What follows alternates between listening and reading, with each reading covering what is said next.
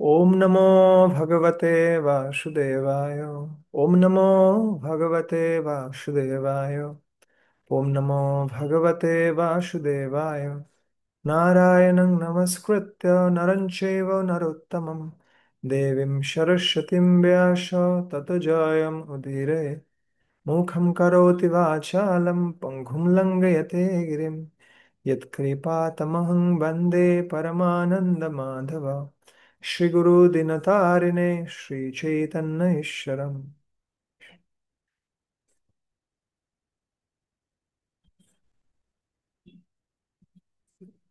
হরে কৃষ্ণ। আপনাদের সবাইকে স্বাগত জানাচ্ছি আমাদের সাপ্তাহিক ভাগবতীয় সেমিনারে। আমরা অনেক সপ্তাহ রেকর্ডিং ক্লাস দিয়েছিলাম, কিন্তু এই সপ্তাহে আমরা সরাসরি আসার সুযোগ পেয়েছি জুমের মাধ্যমে। তো আজকে আমরা বিশেষ একটা বিষয় নিয়ে কথা বলবো, সেটা হচ্ছে প্রার্থনা। ভগবদ ভক্তির 9টা অঙ্গের কথা প্রহ্লাদ মহারাজ বর্ণনা করছেন। শ্রবণম কীর্তনম বিষ্ণু স্মরণম পাদ সেবনম अर्चनम वंदनम दर्शम शक्यम आत्मनिवेदनम इति पुंसार्पित विष्णु ভক্তিশ্চেত নবলক্ষণম। আচ্ছা, এই 9টি পন্থার মাধ্যমে কেউ সহজে ভগবানের সাথে যুক্ত হতে পারে। আচ্ছা, কিন্তু এক একটি পন্থার এক এক শ্রেণীর মানুষ সেটা গ্রহণ করে। যেমন শ্রবণম, শ্রবণ করার জন্য কিছু যোগ্যতা প্রয়োজন রয়েছে। কেউ শ্রবণ করতে করতে ঘুমিয়ে যায়। বন্দনম, শ্রবণম কীর্তনম, ক্লাস দেয়া তো আরো কঠিন আছে। যা শুনেছি তা কিছু মনে থাকে না। আহ অনেক কষ্ট করে নোট করতে হয়, তারপরে মনে থাকে। তারপরে কি রয়েছে? শ্রবণম কীর্তনম বিষ্ণু স্মরণম, স্মরণ করা ভগবানের কথা, তাও কঠিন রয়েছে। এভাবে প্রত্যেকটা অঙ্গের এই কিছুটা সহজ পদ্ধতি রয়েছে, কিছুটা আবার কঠিনও রয়েছে। কিন্তু একটা জিনিস, একটা অঙ্গ যেটা সবাই করতে পারে, এমনকি নাস্তিকও করতে পারে, সেটা হচ্ছে কি? সেটা হচ্ছে বন্দনম, প্রার্থনা করা। বিপদের মুহূর্তে সবাই এমনিতেই প্রার্থনা করে, এমনিতেই মাথাটা উপরের দিকে চলে যায়, ভগবানের দিকে তাকায়। ও যদি নাস্তিকও হয়, ও ভগবানের শরণ নেয়। এবং যখন কোনো বিপদ খুব ভালোভাবে আমাদেরকে পেয়ে বসে, বিশেষ করে যখন কেউ আইসিইউ তে ঢুকে গেছে। আইসিইউ মানে কি? যমরাজ বলছে ICU, আমি তোমাকে দেখতে পাচ্ছি, যে কোনো সময় তোমাকে নিয়ে যাব। আর ওই সময়টাতে ডাক্তারও বলে যে আমাদের আর কোনো উপায় নেই, আপনারা কি পাঠান, আপনাদের প্রার্থনা পাঠান উপরের দিকে। উপরে যিনি দেখছেন, উনি যদি এটা সলভ করে দেন তাহলে সেটা সম্ভব। বুঝছেন?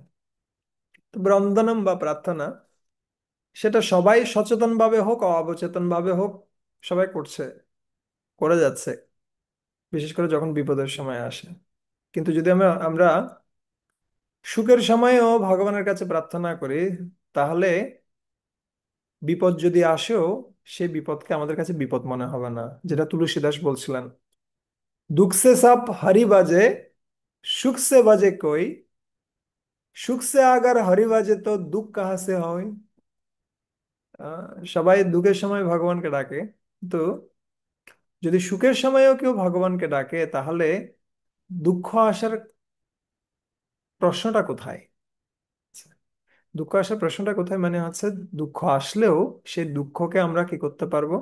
আমরা ভগবানের করুণা হিসেবে দেখতে পারবো, এবং দুঃখের মধ্যেও আমরা এগিয়ে যাওয়ার প্রচেষ্টা করতে পারবো। আর ভগবানের কিন্তু কোনো কিছুরই প্রয়োজন নেই। যেমন যিনি কি রয়েছেন, কোটিপতি ব্যক্তি রয়েছেন, তার কাছে গিয়ে যদি আপনি বলেন এই 100 টাকার নোটটা আপনি নেন, আমি আপনাকে ভালোবাসি, ওই 100 টাকার নোট নিয়ে উনি কি করবেন? ওনার কাছে কোটি কোটি টাকা আছে। বা যদি ধরেন যে মিষ্টি বানায়, মিষ্টির কারখানা আছে, ওকে গিয়ে বলছেন ধরেন এই মিষ্টিটা নেন, এটা আপনার জন্য মিষ্টি। কিন্তু ওর তো মিষ্টির কারখানা আছে, ও মিষ্টি দিয়ে কি করবে? না? ঠিক একইভাবে যদি আমরা মনে করি আমাদের অনেকগুলো গুণাবলী রয়েছে, আমার অনেক দক্ষতা রয়েছে, এগুলো দিয়ে আমি ভগবানকে সন্তুষ্ট করে নিব। ভগবান সবচেয়ে দক্ষ, সমস্ত জগৎ তিনি পরিচালনা করছেন, সমস্ত কার্য তিনি সম্পাদন করছেন। হ্যাঁ? অর্জুনকেও ভগবান কৃষ্ণ বলছিলেন, আমি ইতিমধ্যে এদেরকে মেরে রেখেছি, তুমি শুধু কি হও, নিমিত্ত মাত্র হও। তাই আমরা আমাদের প্রচেষ্টা দ্বারা ভগবানের দৃষ্টি আকর্ষণ করতে পারবো না, কেন ইতিমধ্যেই তিনি শ্রেষ্ঠ। যেমনটা অনেক সময় বলা হয়, সব সুখ সাগর সব গুণ কর দুঃখ উজাগর শ্রীকৃষ্ণ। সমস্ত সুখের সাগর হচ্ছে কৃষ্ণ, সমস্ত গুণের আকর হচ্ছে কৃষ্ণ। তিনি নিজেতেই সন্তুষ্ট, আত্মারাম। তাই তাকে যদি আকৃষ্ট করতে হয়, আমরা শুধুমাত্র আমাদের কার্যের দ্বারা তাকে আকৃষ্ট করতে পারবো না। কার্যের পেছনে যে কারণটা রয়েছে সেটা যদি সঠিক হয়, এবং আমরা যদি সত্যিকার অর্থে প্রার্থনা করি ভগবানের কাছে, তখন ভগবান তাতে আকৃষ্ট হন। ঠিক যেমনি আমরা দেখতে পাই গজেন্দ্র, গজেন্দ্রের মতো হাতি কুমিরের মুখের মধ্যে পড়ে গেছে, এই ধরনের হাজার হাজার লাখ লাখ হাতি মারা যাচ্ছে। পৃথিবীর ইতিহাসে যদি আমরা দেখি, অনেক হাতি এইভাবে মারা গেছে। কিন্তু এই সমস্ত হাতির কথা কোথায় আসেনি? ভাগবতমে আসেনি। কোন হাতিটার কথা আসছে? যে হাতিটা ওই রকম পরিস্থিতিতে পরে ভগবানকে ডেকেছিল। ও, মাদ্রিক প্রপন্ন পশুপাশ বিমক্ষণায় মুক্তায় ভূরি করুণায় নমোলয়ায় সংসেন সর্বতনুভৃন মনুষী প্রতীত প্রত্যগ্দৃশে ভগবতে বৃহতে নমস্তে। সে অবস্থায় প্রার্থনা করছেন গজেন্দ্র, যে হে ভগবান, মাদ্রিক প্রপন্ন পশুপাশ বিমোক্ষণায়, আমার মতো একজন পতিত ব্যক্তি যে এরকম পশুদেহ প্রাপ্ত হয়ে এরকম একটা পরিস্থিতিতে পড়ে গেছে, আপনি ছাড়া তার আর কোনো গতি নেই। মুক্তায় ভূরি করুণায় নমো অলয়ায়, আপনি শুধুমাত্র আমাকে মুক্ত করতে পারেন। কেন? আপনি ভূরি করুণায়, আপনি করুণার সাগর। হে কৃষ্ণ করুণা সিন্ধু। নমো অলয়ায়, অলয়ায় মানে হচ্ছে যিনি কখনো ভক্তদের রক্ষা করার ক্ষেত্রে পিছু পা হন না, যিনি সবসময় অ্যাক্টিভ ভক্তদেরকে রক্ষা করার জন্য, যিনি কখনো বিশ্রাম নেন না, সবসময় অ্যাক্টিভ ভক্তদের রক্ষা করার জন্য। সেইভাবে প্রার্থনা করছেন, খুব কঠিন স্বরে প্রার্থনা করছেন, নারায়ণ অখিল গুরু ভগবান নমস্তে। হে নারায়ণ, হে অখিল গুরু, হে অখিল জগতের গুরু, হে ভগবান, আমি আপনাকে প্রণাম নিবেদন করি। এভাবে যখন প্রার্থনা করছে, তখন কে চলে আসছেন? ভগবান চলে আসছেন। ঠিক আছে। আর সেই কাহিনী কোথায় লেখা হচ্ছে? সেই কাহিনী ভাগবতমে লেখা হচ্ছে, না হলে এরকম হাতি কত মারা গেছে না। একইভাবে আমরা যদি দেখি দ্রৌপদীর ক্ষেত্রে, দ্রৌপদীর ক্ষেত্রে এভাবে খুব খারাপ পরিস্থিতিতে তাকে কি করা হয়েছে, তার কেশাকর্ষণ করা হয়েছে, তার বস্ত্র হরণের প্রচেষ্টা চলেছে। কিন্তু এই ধরনের র্যাপ কেস কত হাজার হাজার রয়েছে জগতে, র্যাপ কেসের অভাব নেই। কিন্তু সেই সমস্ত র্যাপ কেসগুলো কোথায় আসেনি? ভাগবতমে আসেনি। কোনটা এসেছে? যে ঘটনাতে দ্রৌপদী দেবী সম্পূর্ণরূপে কৃষ্ণের শরণ গ্রহণ করেছেন, সম্পূর্ণরূপে প্রার্থনা করছেন। ঠিক আছে। কোন একটা অস্ত্রের আঘাতে মানুষ মারা গেছে, বাচ্চা শিশু মারা গেছে, হাজার হাজার রয়েছে। সেগুলো কোনোটা কোথায় আসেনি? ভাগবতমে আসেনি। কোনটা এসেছে? যখন উত্তরা তার বাচ্চা, গর্ভস্থ বাচ্চাকে রক্ষা করার জন্য কার কাছে ছুটে যাচ্ছেন? কৃষ্ণের কাছে ছুটে যাচ্ছেন। পাহি পাহি মহাযোগিন দেব দেব জগদ্গুরু ভবতো দর্শনম যৎসাৎ আপুনর্ভব দর্শনম। হে ভগবান, আপনি রক্ষা করুন, পাহি পাহি, আমাকে রক্ষা করুন, আমাকে রক্ষা করুন। হে জগৎগুরু, পাহি পাহি মহায়োগিন, সমস্ত যোগীদের যোগী আপনি। দেব দেব, সমস্ত দেবতাদের দেবতা আপনি। আপনি জগতের গুরু আপনি। আপনি কৃপাপূর্বক আমাকে রক্ষা করুন, বিশেষ করে আমার গর্ভস্থ যে সন্তান, তাকে আপনি রক্ষা করুন। তো এইভাবে যখন কেউ শরণ গ্রহণ করছে ভগবানের, তখন সেটা বিশেষ হয়ে যায়। না হলে সেরকম কার্য অনেক মানুষ মানুষ মানুষের জীবনে ঘটেছে, তো সেই ঘটনাগুলো অতটা গুরুত্বপূর্ণ নয়। ঠিক একইভাবে আমরা অনেকগুলো সেবা করে ফেলতে পারি, আমরা অনেকগুলো কাজ করে ফেলতে পারি, যদি সেখানে প্রার্থনা না থাকে তাহলে সেই কাজগুলো ভগবানকে আকর্ষিত করে না। ভক্তি সিদ্ধান্ত সরস্বতী গোস্বামী ঠাকুর সেটাকে তুলনা করছেন এমটি ক্যাপসুলের সাথে। ক্যাপসুলের ভিতরে কি থাকে? ক্যাপসুলের ভিতরে কিছু দানাদার পদার্থ থাকে যেগুলো হচ্ছে মূল ঔষধ। কিন্তু ক্যাপসুলের যে ক্যাপটা তৈরি করা হয়েছে সেটাতেও কিছুটা ঔষধি গুণ আছে, নেই যে তা নয়, সেটা তো কিছুটা আছে, কিন্তু মূল ঔষধটা ভিতরেই। কিন্তু যদি কেউ ঔষধটা ফেলে দিয়ে শুধুমাত্র ক্যাপসুলের বাইরের ক্যাপটা খেতে থাকে, ওর কি হবে? একইভাবে যদি আমরা সমস্ত সেবা করছি কিন্তু আমরা প্রার্থনা করছি না ভগবানের কাছে যথাযথভাবে, তাহলে যত দিন যাবে কাজ যত আমরা করতে থাকবো তত বেশি আমরা অহংকারী হয়ে যাব, যে আমি শুধু করছি আর কেউ করছে না। দেখেন, আমি শুধু ঘেটে মরছি, জগতে আর কেউ কি করছে না, কাজ করছে না। আমাদের মধ্যে অহংকার, অন্যদের দোষ দর্শন, এই সমস্ত কিছু বাড়তে থাকবে। কিন্তু যখন কারো মধ্যে প্রার্থনা কাজ করে, সেই প্রার্থনাটা হচ্ছে কেমন? সেটা হচ্ছে দুধের সাথে মিশ্রি মেশানোর মতো। দুধের সাথে যখন কেউ মিশ্রি মেশায় অথবা কি মেশায়, হরলিক্স মেশাচ্ছে, এটার স্বাদ আরো কি হয়, বর্ধিত হয় না? একইভাবে যখন কেউ যে কোনো কার্য করছে, এমনকি হরিনামও, সেখানে যখন কেউ প্রার্থনা করে হৃদয় থেকে, তখন সেটাতে ভগবান কৃষ্ণ আকৃষ্ট হন।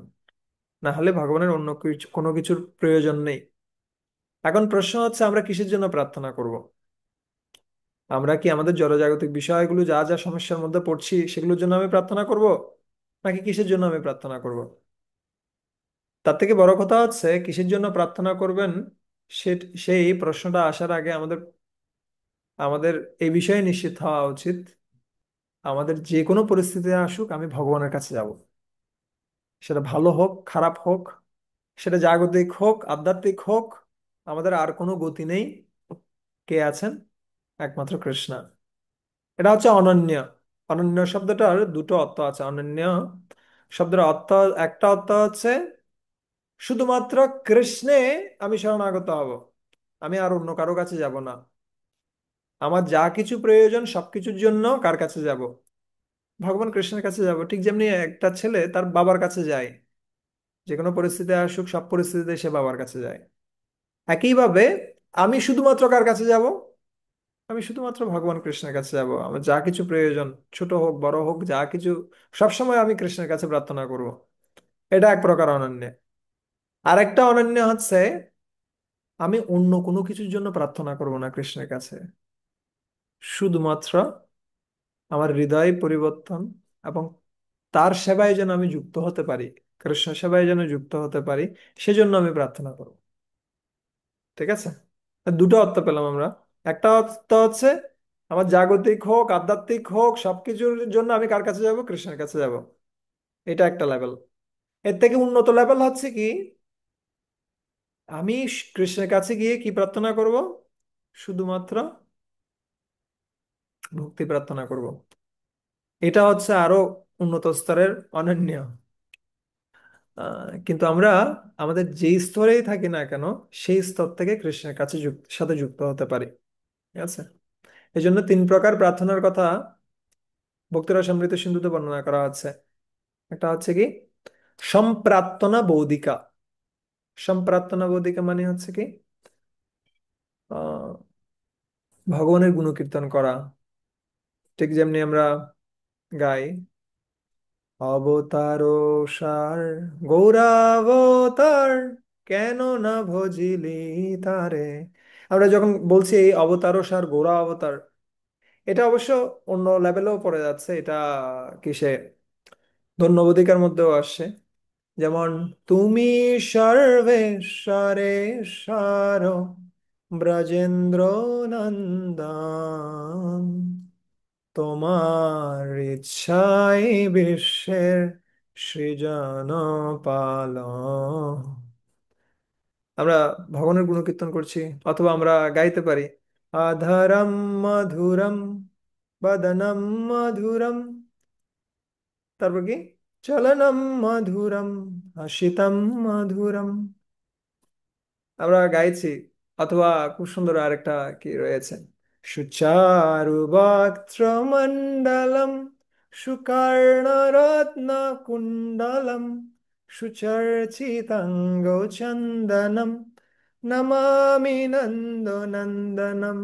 হে নন্দনন্দন, আমি আপনার প্রার্থনা করি, আমি আপনাকে প্রণাম নিবেদন করি, যার কি রয়েছে সুচারু বক্ত্রমণ্ডলম, যার চেহারাটা অনেক সুন্দর। ঠিক আছে। সুকর্ণ রত্ন কুণ্ডলম, যার কর্ণে কি রয়েছে, খুব সুন্দর কুণ্ডল রয়েছে। সুচর্চিতাঙ্গ চন্দনম, যার চন্দন, চন্দনের মতো চর্চিতা কি রয়েছে, দেহ রয়েছে।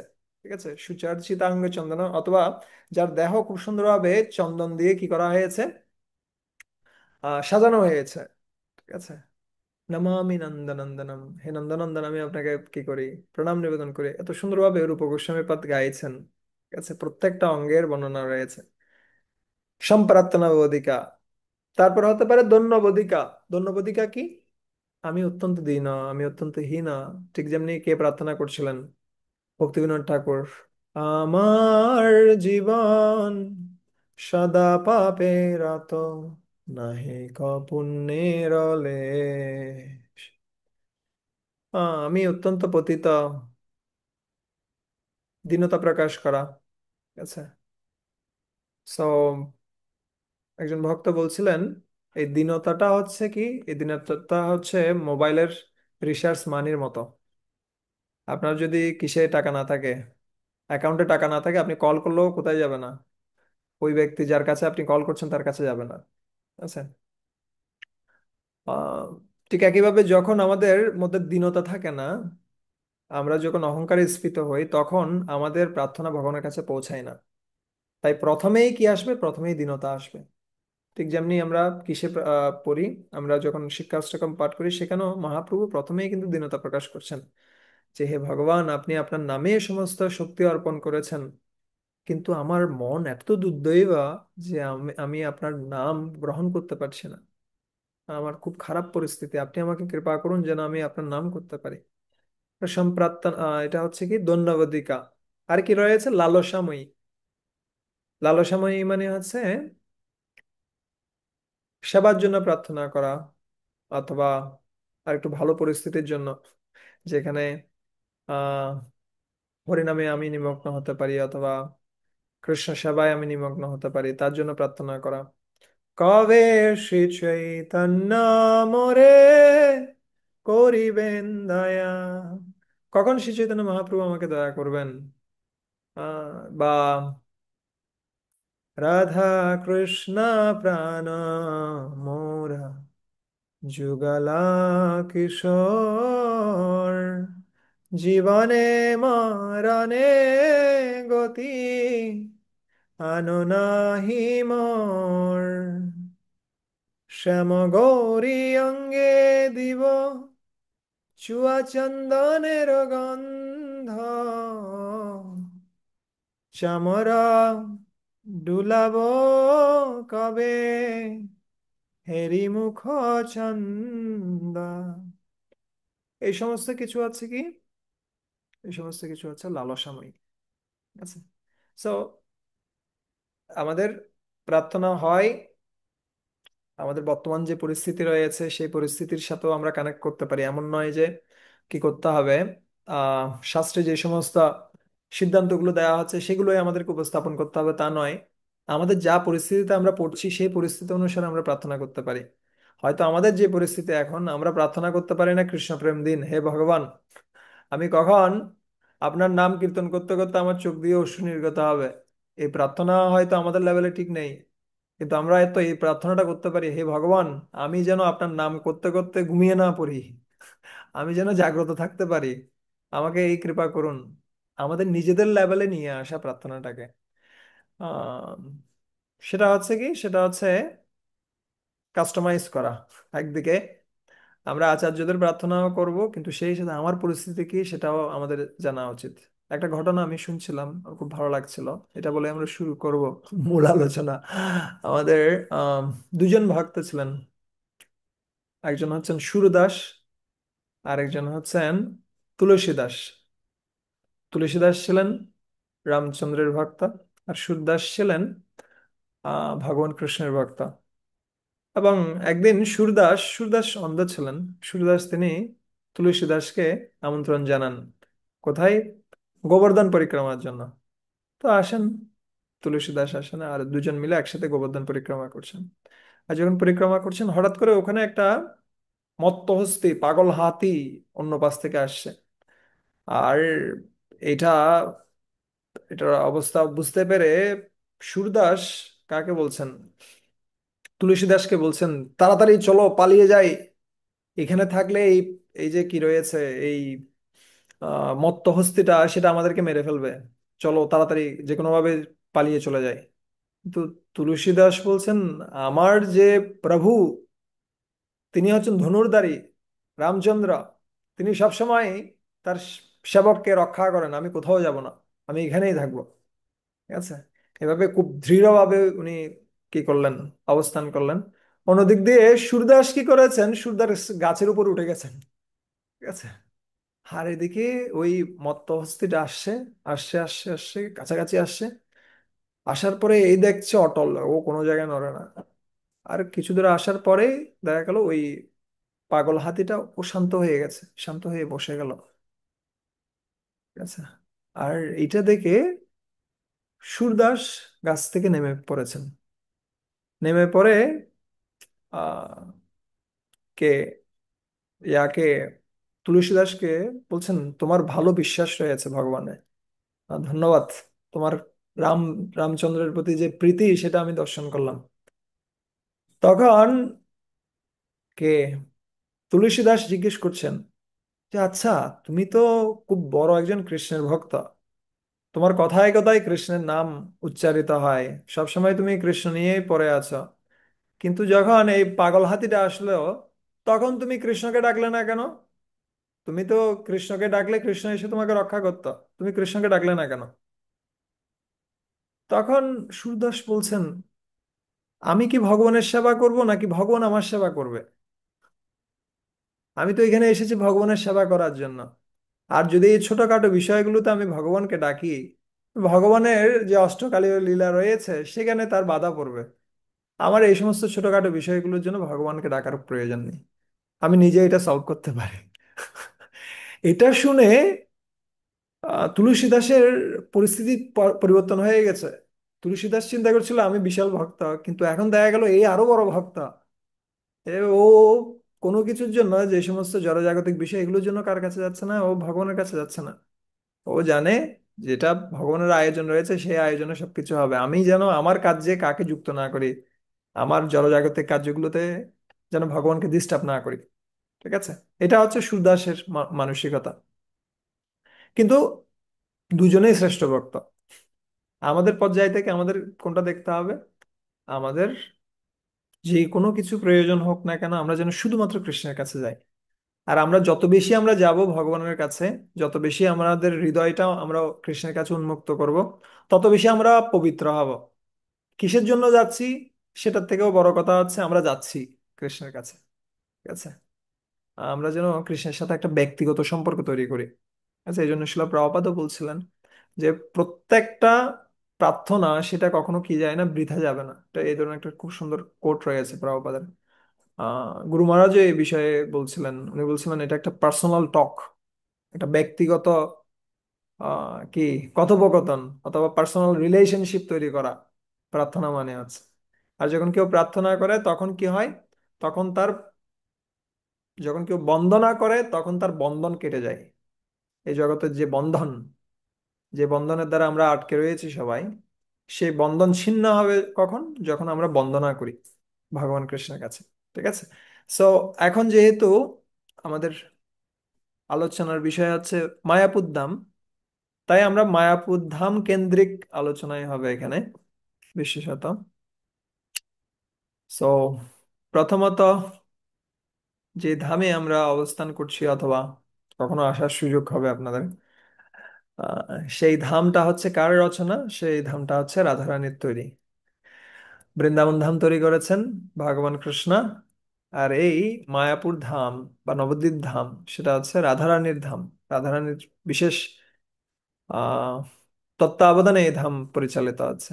এবং নবদ্বীপ শতকমে শিল প্রবোধানন্দ সরস্বতী খুব সুন্দরভাবে বলছেন, আরাধিতম নববনম ব্রজগাননন্তে, নারাদিতম নববনম ব্রজ এব দূরে, आराधितो द्विजसुतो ब्रजनगरस्ते, नाराधितो द्विजसुतो নতেবাহ কৃষ্ণ। বলছে আরাধিতম নববনম, যদি কেউ এই নবদ্বীপ ধামের আরাধনা করেন তাহলে সে অবশ্যই ব্রজ কানন বা বৃন্দাবন ধামের আরাধনা করছেন। ঠিক আছে। কিন্তু যদি কেউ নববন বা এই নবদ্বীপ ধামের আরাধনা না করেন, নরাদিতম নববনম ব্রজ এব দূরে, ব্রজ অনেক দূরে অবস্থান করবে, ব্রজের সন্ধান সে পাবে না কখনোই।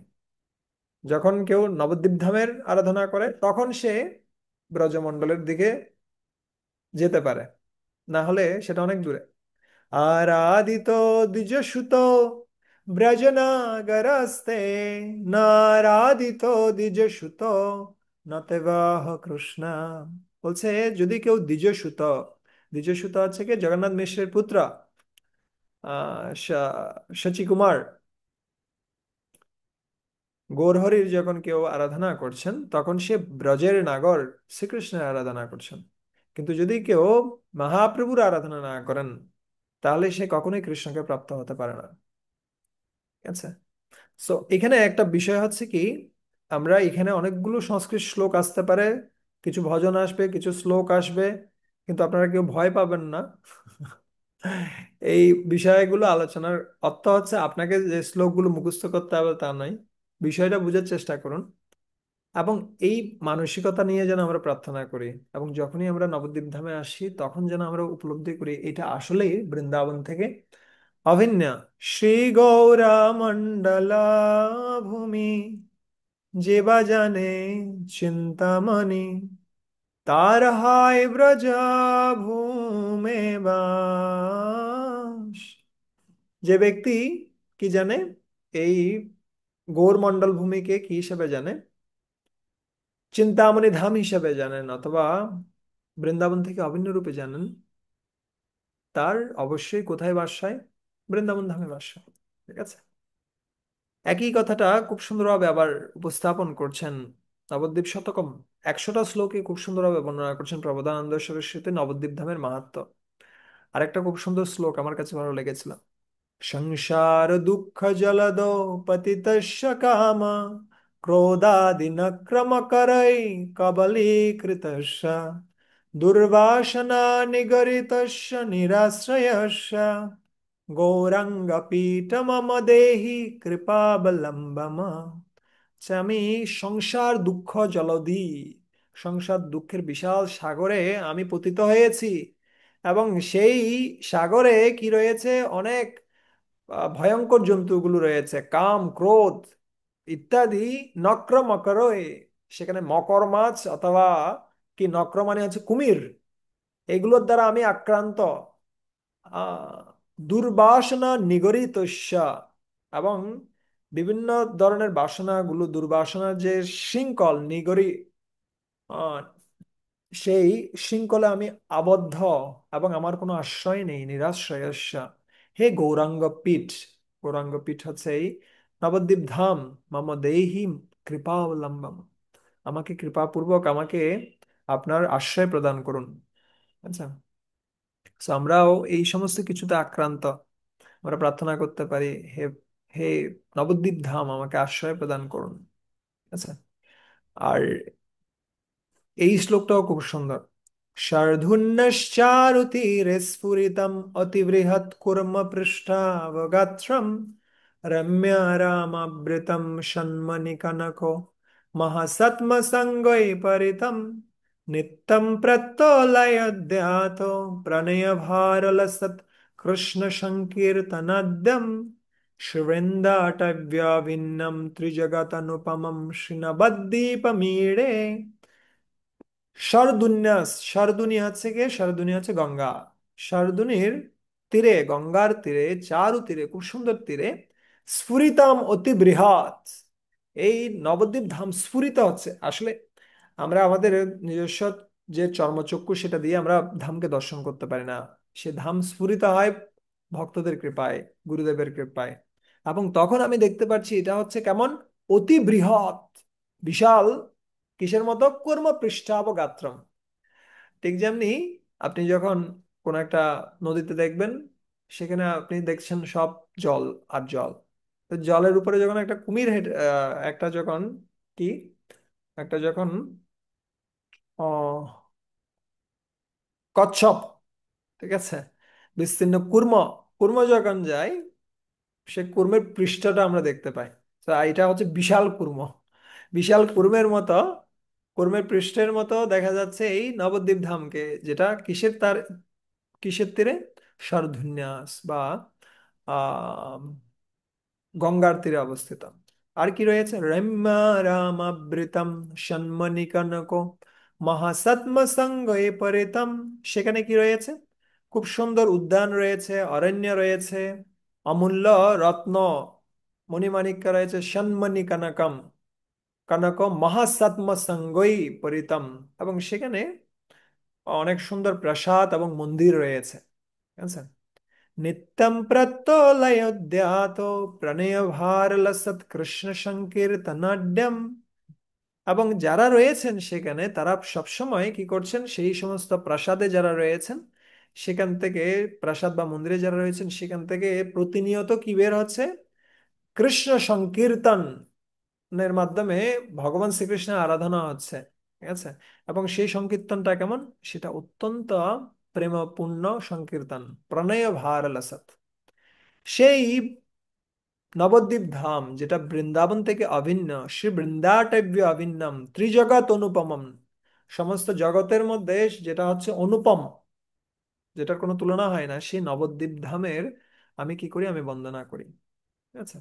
এভাবে নবদ্বীপ ধামের মহিমা কীর্তন করা আছে। তো আমরা যখনই নবদ্বীপ ধামে আসব, কিছু করতে পারি না পারি, আমরা যেন এটা উপলব্ধি করি যে আসলে এই ধাম বৃন্দাবন থেকে অভিন্ন এবং মহাপ্রভু কৃষ্ণ থেকে অভিন্ন। এতটুকু চিন্তা করতে পারলে এনাফ। আচ্ছা, এতগুলো শ্লোক আমরা উপস্থাপন করছি, কিন্তু এতটুকু চিন্তা আপনার মাথায় রাখুন, তাহলে চলবে। এবং যখন আমরা আসছি তখন আমরা মন্দিরে যখন প্রবেশ করব, সেখানে প্রথমে আগে কাদেরকে আমরা প্রণাম করব? আমরা আগে বৈষ্ণবদেরকে প্রণাম নিবেদন করব। আচ্ছা, বৈষ্ণবদেরকে প্রণাম নিবেদন করে আমরা প্রার্থনা করতে পারি, পঞ্চাকল্পতরুর্ভশ্য কৃপা সিন্ধুভ্যেব চ পতিতানাং পাবনেভ্যো বৈষ্ণবেভ্যো নমো নমঃ। এটা অনেক সময় আমাদের মিস হয়ে যায়। আমরা সরাসরি যখন মন্দিরে যাই, মন্দিরে সরাসরি বিগ্রহের সামনে চলে যাই, কিন্তু মন্দিরে ঢুকার সাথে সাথে প্রথম কাজ হচ্ছে বৈষ্ণবদেরকে প্রণাম করা। তারপরে গিয়ে আপনি শিলা প্রভুপাদকে প্রণাম করবেন। কিন্তু প্রথম কাজই হচ্ছে বৈষ্ণবদের প্রণাম করা। এবং বৈষ্ণবদের শুধু প্রণাম করাই নয়, আমাদের মনে মনে কি করা উচিত? চিন্তা করা উচিত যে বৈষ্ণবরা হচ্ছে, তারা হচ্ছে বাঞ্ছা কল্পতরু, তারা হচ্ছে সমস্ত বাসনা পূরণ করতে পারেন, তারা কৃপার সাগর। ভগবান যেমনি কৃপার সাগর, বৈষ্ণবরাও কৃপার সাগর। এবং তারা আমার মতো একজন পতিতকে কি করতে পারেন? পাবন করতে পারেন। ঠিক আছে। পতিতানাং পাবনেভ্যো বৈষ্ণবেভ্যো নমো নমঃ। এই শ্লোকগুলো হয়তো আমরা একদম মুখস্থ কাটাকাট বলে ফেলতে পারি, কিন্তু এগুলোর অর্থগুলো আমাদের উপলব্ধি করা উচিত, যে আসলে বৈষ্ণবরা আমাদেরকে উদ্ধার করেছেন, নাহলে আমাদের উদ্ধারের আর কোনো উপায় নেই। একই রকম একটা শ্লোক, বৈষ্ণবরা কিভাবে যে আমাদের একমাত্র অবলম্বন, সেটা সম্বন্ধে চৈতন্য চরিতামৃতের অন্তলীলার প্রথম অধ্যায় 2 নম্বর শ্লোকে খুব সুন্দর শ্লোকটি রচনা করেছেন কৃষ্ণদাস কবিরাজ গোস্বামী। তিনি বলছেন, দুর্গমে পতিমে অন্ধস্য স্খলাৎ পাদগতির্মুহু সৎকৃপায়ষ্টিদানেন সন্তোষন্তাবলম্বনম। যে দুর্গমে, যে পথে আমি চলছি সেটা দুর্গম পথ। আমি একজন পথী, যে পথে চলছি সেটা দুর্গম। আর আমি কেমন? আমি অন্ধ। একদিকে পথটা খুব দুর্গম, তার উপর আমি অন্ধ। তার উপরে কি হচ্ছে? স্খলাৎ পাদ গতের মুহু, আর সেটা পিচ্ছিল রাস্তা, আর আমি বারবার করে কি হচ্ছে? আমি পতিত হচ্ছি। আর অন্ধ যখন হাঁটছে স্বাভাবিকভাবে পতিত হবে। আমার কোনো অবলম্বন নেই। তাই আমি আমার একমাত্র অবলম্বন হচ্ছে কি, আমার একমাত্র অবলম্বন হচ্ছে বৈষ্ণবরা। সন্ত সন্ত অবলম্বনম। সন্ত বা বৈষ্ণবরা, যারা ভগবানের অত্যন্ত প্রিয়, তারাই হচ্ছে আমার একমাত্র অবলম্বন। হে বৈষ্ণব বৃন্দ, আমাকে কৃপাপূর্বক আপনাদের কৃপারূপ যষ্টি দান করুন। যষ্টি মানে হচ্ছে কি, লাঠি। ঠিক যেমনি যারা অন্ধ তারা কি নিয়ে হাঁটে, সাদা ছড়ি নিয়ে হাঁটে, না? সবাই বুঝতে পারে যে এ অন্ধ। ঠিক একইভাবে আমাদেরও প্রার্থনা করা উচিত, আসলে আমি অন্ধ, আমার অন্য কোনো উপায় নেই, বৈষ্ণবদের কৃপা ছাড়া আমার কোনো উপায় নেই। আমাকে কৃপাপূর্বক সেই সাদা ছড়িটার দিন, যেন আমি হাঁটতে পারি এই পথে। আহ, আমরা যদি মনে করি আমাদের নিজস্ব প্রচেষ্টা আমরা টিকে থাকতে পারবো, আমরা উন্নত হতে পারবো, তাহলে আমরা ভুল রাস্তায় হাঁটছি। একমাত্র বৈষ্ণবদের অবলম্বন, বৈষ্ণবদের কৃপার মাধ্যমে আমরা কি করতে পারি, আমরা টিকে থাকতে পারি। উম তারপরে আমরা গুরুদেবকে প্রণাম নিবেদন করতে পারি, গুরুদেবের কাছে প্রার্থনা করতে পারি। যদিও হয়তো গুরুদেবের ছবি নাও থাকতে পারে, কিন্তু আমরা মনে মনে প্রার্থনা করতে পারি গুরুদেবের কাছে। মজ্ঞানতিমিরান্ধস্য জ্ঞানঞ্জেন শলাকয়া চক্ষুরন্মিলিতং येन তস্मै শ্রী গুরবে নমঃ। অজ্ঞানের তিমির অন্ধকারে আমার কি হয়েছে, জন্ম হয়েছে। জ্ঞানঞ্জেন শলাকয়া, আপনি কৃপাপূর্বক আমাকে জ্ঞান রূপ অঞ্জন দিয়ে কি করেছেন, আমার চক্ষু উন্মিলিত করেছেন। এখানে শলাকয়া শব্দটা আরেকটা অর্থ হচ্ছে শলাকা, শল্য চিকিৎসক বলে না, যারা কি রয়েছেন, আহ অপারেশন করেন, তাদেরকে বলা হয় শল্য চিকিৎসক। ঠিক আছে। ঠিক একইভাবে আমাদের চোখে ছানি পড়ে গেছে, আমি দেখতে পাচ্ছি না কৃষ্ণকে, আমি দেখতে পাচ্ছি না আধ্যাত্মিকতা, পড়তে পারছি না ভাগবতম ভগবত গীতা, এগুলো বুঝতে পারছি না। এই চোখের ছানিটাকে কাটতে পারেন, চোখের ছানিটা বৈষ্ণবরা, গুরুদেব কাটতে পারেন। ঠিক আছে। জ্ঞানঞ্জেন শলাকায় চক্ষুর উন্মিলিতং येन, আর যখন ছানিটা কেটে দিবে তখন আমি চোখটা খোলার সুযোগ পাচ্ছি। তস্মৈ শ্রী গুরবে নমঃ, সেই গুরুদেবের চরণে আমি প্রণাম নিবেদন করি। ঠিক আছে। এভাবে আমাদের উপলব্ধি করা উচিত যে আসলে গুরুদেবের কৃপার ফলেই আমি কিছুটা কি লাভ করতে পারছি, আমি কিছুটা আহ ভক্তি কি, ভগবান কি, এটা বুঝতে পারছি। ওনার কৃপা ছাড়া আর কোনো উপায় নেই আমার। সেই সাথে এই প্রার্থনাটাও করা যেতে পারে।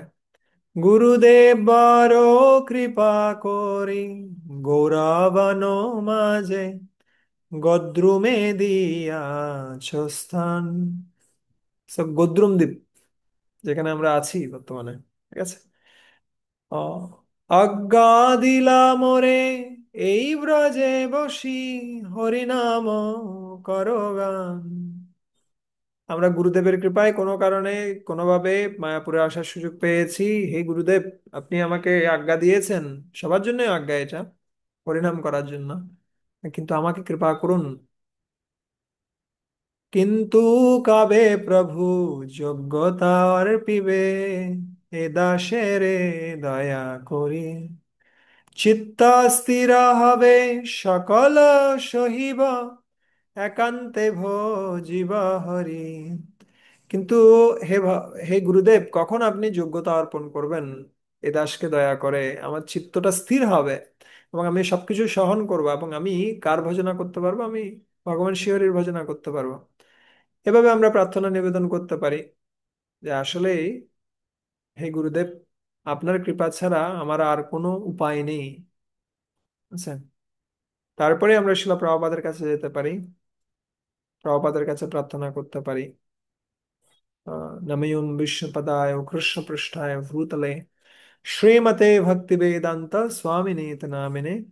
नमस्ते सरस्वती देवे गौरवाणी प्रचारिणे, নির্বিশেষ শূন্যবাদী পাশ্চাত্য দেশতারিণে। হে শিলা প্রভুপাদ, আপনি বিশেষ কৃপা প্রাপ্ত হয়েছেন ভগবানের, আপনি বিশেষ কৃপা প্রাপ্ত হয়েছেন গৌরনিতায়ের। আপনি কৃপা করুন। আপনি পাশ্চাত্য দেশের যে সমস্ত ব্যক্তিরা রয়েছেন তাদের সবাইকে উদ্ধার করেছেন, কিন্তু এই ভারতীয় জগায় মাধায় আমার মতো একজন অধঃপতিত ব্যক্তি, তাকেও আপনি উদ্ধার উদ্ধার করুন। আপনি পাশ্চাত্যবাসীদেরকে উদ্ধার করে আপনি সবাইকে হিপ্পি থেকে হ্যাপি করেছেন। কৃপা করুন, আমাকেও একটু কৃপা করুন, আমি অত্যন্ত খারাপ পরিস্থিতিতে আছি, আপনার কৃপা ছাড়া আমার কোনো উপায় নেই। আহ শিলা প্রভুপাদ, তিনি শান্তিপুরে গিয়ে কান্না করতেন। অদ্বৈত আচার্যের কাছে গিয়ে যে, হে অদ্বৈত আচার্য, আপনি আহ আপনি আমাকে কৃপা করুন যেন আমি আমার গুরুদেবের আদেশ পালন করতে পারি। এবং এভাবে প্রার্থনা করতে করতে তিনি অদ্বৈত আচার্য থেকে কি প্রাপ্ত হয়েছেন? গৌড়নিতাইকে প্রাপ্ত হয়েছেন, কারণ অদ্বৈত আচার্যের সম্পদ হচ্ছে গৌড়নিতাই। আর সেই গৌড়নিতাইকে হৃদয়ে ধারণ করে শিলা প্রভুপাদ সারা পৃথিবীতে কি প্রচার করেছেন? গৌড়নিতাইয়ের প্রচার করেছেন। So, আমরাও যদি গৌড়নিতাইকে প্রাপ্ত হতে চাই, আমরা শিলা প্রভুপাদের হৃদয় থেকে প্রাপ্ত হতে পারি বিশেষভাবে। ঠিক আছে, আমরা প্রার্থনা করতে পারি হৃদয় থেকে, আসলে আমার খুব খারাপ পরিস্থিতি, আমি পড়ে আছি, আমাকে সাহায্য করুন, আপনার কৃপা ব্যতীত আমার অন্য কোনো উপায় নেই। এবং এভাবে প্রার্থনা করে আরো বিভিন্ন ধরনের প্রার্থনা হতে পারে, জাস্ট আমি একটা হিন্ট দিচ্ছি। আহ, আমরা ভক্তি সিদ্ধান্ত সরস্বতী গোস্বামী ঠাকুরের কাছে যেতে পারি। খুব সুন্দর কি রয়েছে, প্রণতি মন্ত্র রয়েছে। আপনারা ভবিষ্যতে মুখস্থ করে নিতে পারেন, প্রণতি মন্ত্রটাও খুব সুন্দর। কিন্তু আমি যে বিষয়টা বলতে চাই, ভক্তি সিদ্ধান্ত সরস্বতী গোস্বামী ঠাকুর তিনি প্রচার শুরু করার আগে 100 কোটি নাম জপ করেছিলেন। 100 কোটি, জানাটা তোমার কথা নয়। এবং খুব কঠোর সাধনা করেছেন। তারপরে তিনি বলতেন যে ঠোঁটের গভীর থেকে জপ করো না, কিসের গভীর থেকে জপ করো? হৃদয়ের গভীর থেকে জপ করো। ঠিক আছে। সো আমরাও প্রার্থনা করতে পারি যে, হে ভক্তি সিদ্ধান্ত সরস্বতী গোস্বামী ঠাকুর, আপনি কৃপা করুন যেন আমি মেকানিক্যাল জব না করি, আমি যেন খুব হৃদয় দিয়ে জপ করতে পারি, যেটা গুরু বৈষ্ণবদের সন্তুষ্টির জন্য হবে, যেটা ভগবানের সন্তুষ্টির জন্য হবে। শুধুমাত্র 16 মালা জপ করার জন্য যেন আমি জপ না করি। এবং ভক্তি সিদ্ধান্ত সরস্বতী গোস্বামী ঠাকুরের প্রতিজ্ঞা ছিল খুব দৃঢ়, যেটা একবার বলতেন সেটা থেকে কখনো তিনি নড়তেন না। ঠিক যেমনি ছোটবেলায় বলেছেন, আমি আর কখনো আম খাবো না, আম খাবোই না, টোটালি আর কখনো খাইনি। যেহেতু একবার তিনি ভোগ না লাগিয়ে খেয়েছিলেন আম, এরপর থেকে আর কোনো আম খাননি। তো আমাদেরও যদি কি থাকে, দৃঢ়তার অভাব থাকে, আমরা বিভিন্ন প্রতিজ্ঞা নিই কিন্তু প্রতিজ্ঞাগুলো পালন করতে পারি না। ভক্তি সিদ্ধান্ত সরস্বতী গোস্বামী ঠাকুরের কাছে প্রার্থনা করতে পারি যেন আমরা সেটা পারি। আমরা যেন এই ভক্তিতে যা প্রতিজ্ঞা আমরা গ্রহণ করছি সেটা যেন কন্টিনিউ করতে পারি। কি প্রতিজ্ঞা সেটা ব্যক্তি থেকে ব্যক্তি ভিন্ন হতে পারে। ঠিক আছে, কিন্তু আমরা যখন প্রার্থনা করি প্রতিনিয়ত, সেই প্রতিজ্ঞাগুলোকে পালন করার জন্য যথেষ্ট শক্তি আমরা পাই। এরপরে গৌরকিশোর দাস বাবাজি মহারাজের কাছে আমরা প্রার্থনা করতে পারি, নমো গৌর কিশোরায় সাক্ষাৎ বৈরাগ্য মূর্তে বিপ্রলম্বর সম্বোধ পাদম ভুজায় তে নমঃ। গৌরকিশোর দাস বাবাজি মহারাজ সাক্ষাৎ বৈরাগ্যের মূর্তি ছিলেন।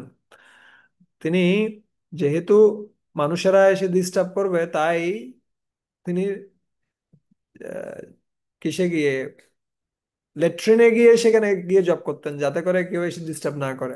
সেই রকম বৈরাগ্য পরায়ণ ব্যক্তি ছিলেন, যেন কেউ তাকে কি না করে, তার ভজনে বাধা না দেয়।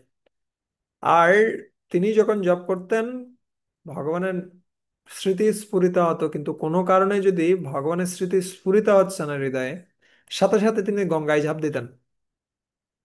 এবং যতক্ষণ পর্যন্ত কৃষ্ণ চিন্তার উদয় না হচ্ছে পূর্ণরূপে, তিনি গঙ্গা থেকে উঠতেন না। কিন্তু আমাদের পুরো দিন মিলে কতক্ষণ কৃষ্ণ চিন্তা হয় না? এটা মাঝে মাঝে কৃষ্ণ চিন্তাটা আসে। আর ওনাদের ক্ষেত্রে মাঝে মাঝে কৃষ্ণ চিন্তা চলে গেলে ওনারা ঝাঁপ দিতেন গঙ্গায়। বুঝছেন? এটা হচ্ছে ওনাদের পরিস্থিতি। তো আমরাও যেন কৃষ্ণ চেতনাময় হতে পারি, পুরো দিনটা যেন কৃষ্ণকে নিয়ে আমরা কাটাতে পারি, সম্পূর্ণরূপে যা কিছুই করি না কেন, আমাদের যা দায়িত্ব রয়েছে সে দায়িত্বের মধ্যেও যেন আমরা কৃষ্ণ চেতনাময় হতে পারি। সেই জন্য আমরা গৌরকিশোর দাস বাবাজি মহারাজের কাছে বিশেষ প্রার্থনা করতে পারি। উম, এবং আরো অনেক প্রার্থনা হতে পারেন। আর উনিও কি লিখে, উনি হরিনাম লিখতেন, লিখে সেটা দেখে দেখে জপ করতেন। খুব এটাকে বলা হয় ত্রাটক পদ্ধতি জপ করার। ঠিক আছে। ভক্তিবিনোদ ঠাকুরের কাছে আমরা বিশেষভাবে প্রার্থনা করতে পারি। ভক্তিবিনোদ ঠাকুর নিজেকে তুলনা করতেন একজন ঝাড়ুদার হিসাবে। যদিও তিনি নামহট্ট স্থাপন করেছেন, নামহট্টের বিভিন্ন গুরুত্বপূর্ণ পদের নাম দিয়েছেন বিভিন্ন ব্যক্তিকে, কিন্তু নিজেকে রেখেছেন ঝাড়ুদার। আমি হচ্ছে এই নামহট্টের ঝাড়ুদার। ঝাড়ুদার মানে হচ্ছে যা কিছু অপসিদ্ধান্ত আছে সেগুলো কি করবে? ঝাড়ু দিয়ে বের করে দিবে। সো আমরাও কি করতে পারি, আমরাও ভক্তিবিনোদ ঠাকুর থেকে বিশেষ শক্তি প্রাপ্ত হতে পারি প্রচারের জন্য বিশেষভাবে। তিনি এই নিত্যানন্দ প্রভুর যে নামহারটা সেটাকে আবার পুনরুজ্জীবিত করেছিলেন, কিন্তু নিজে খুব নিম্নতর সেবা করছিলেন, নিজে খুব সুনিচ হয়ে সেবা করছিলেন। তাই আমরা একদিকে যেন মহাপ্রভুর বাণী সর্বত্র প্রচার করতে পারি, সেটার জন্য প্রার্থনা করতে পারি।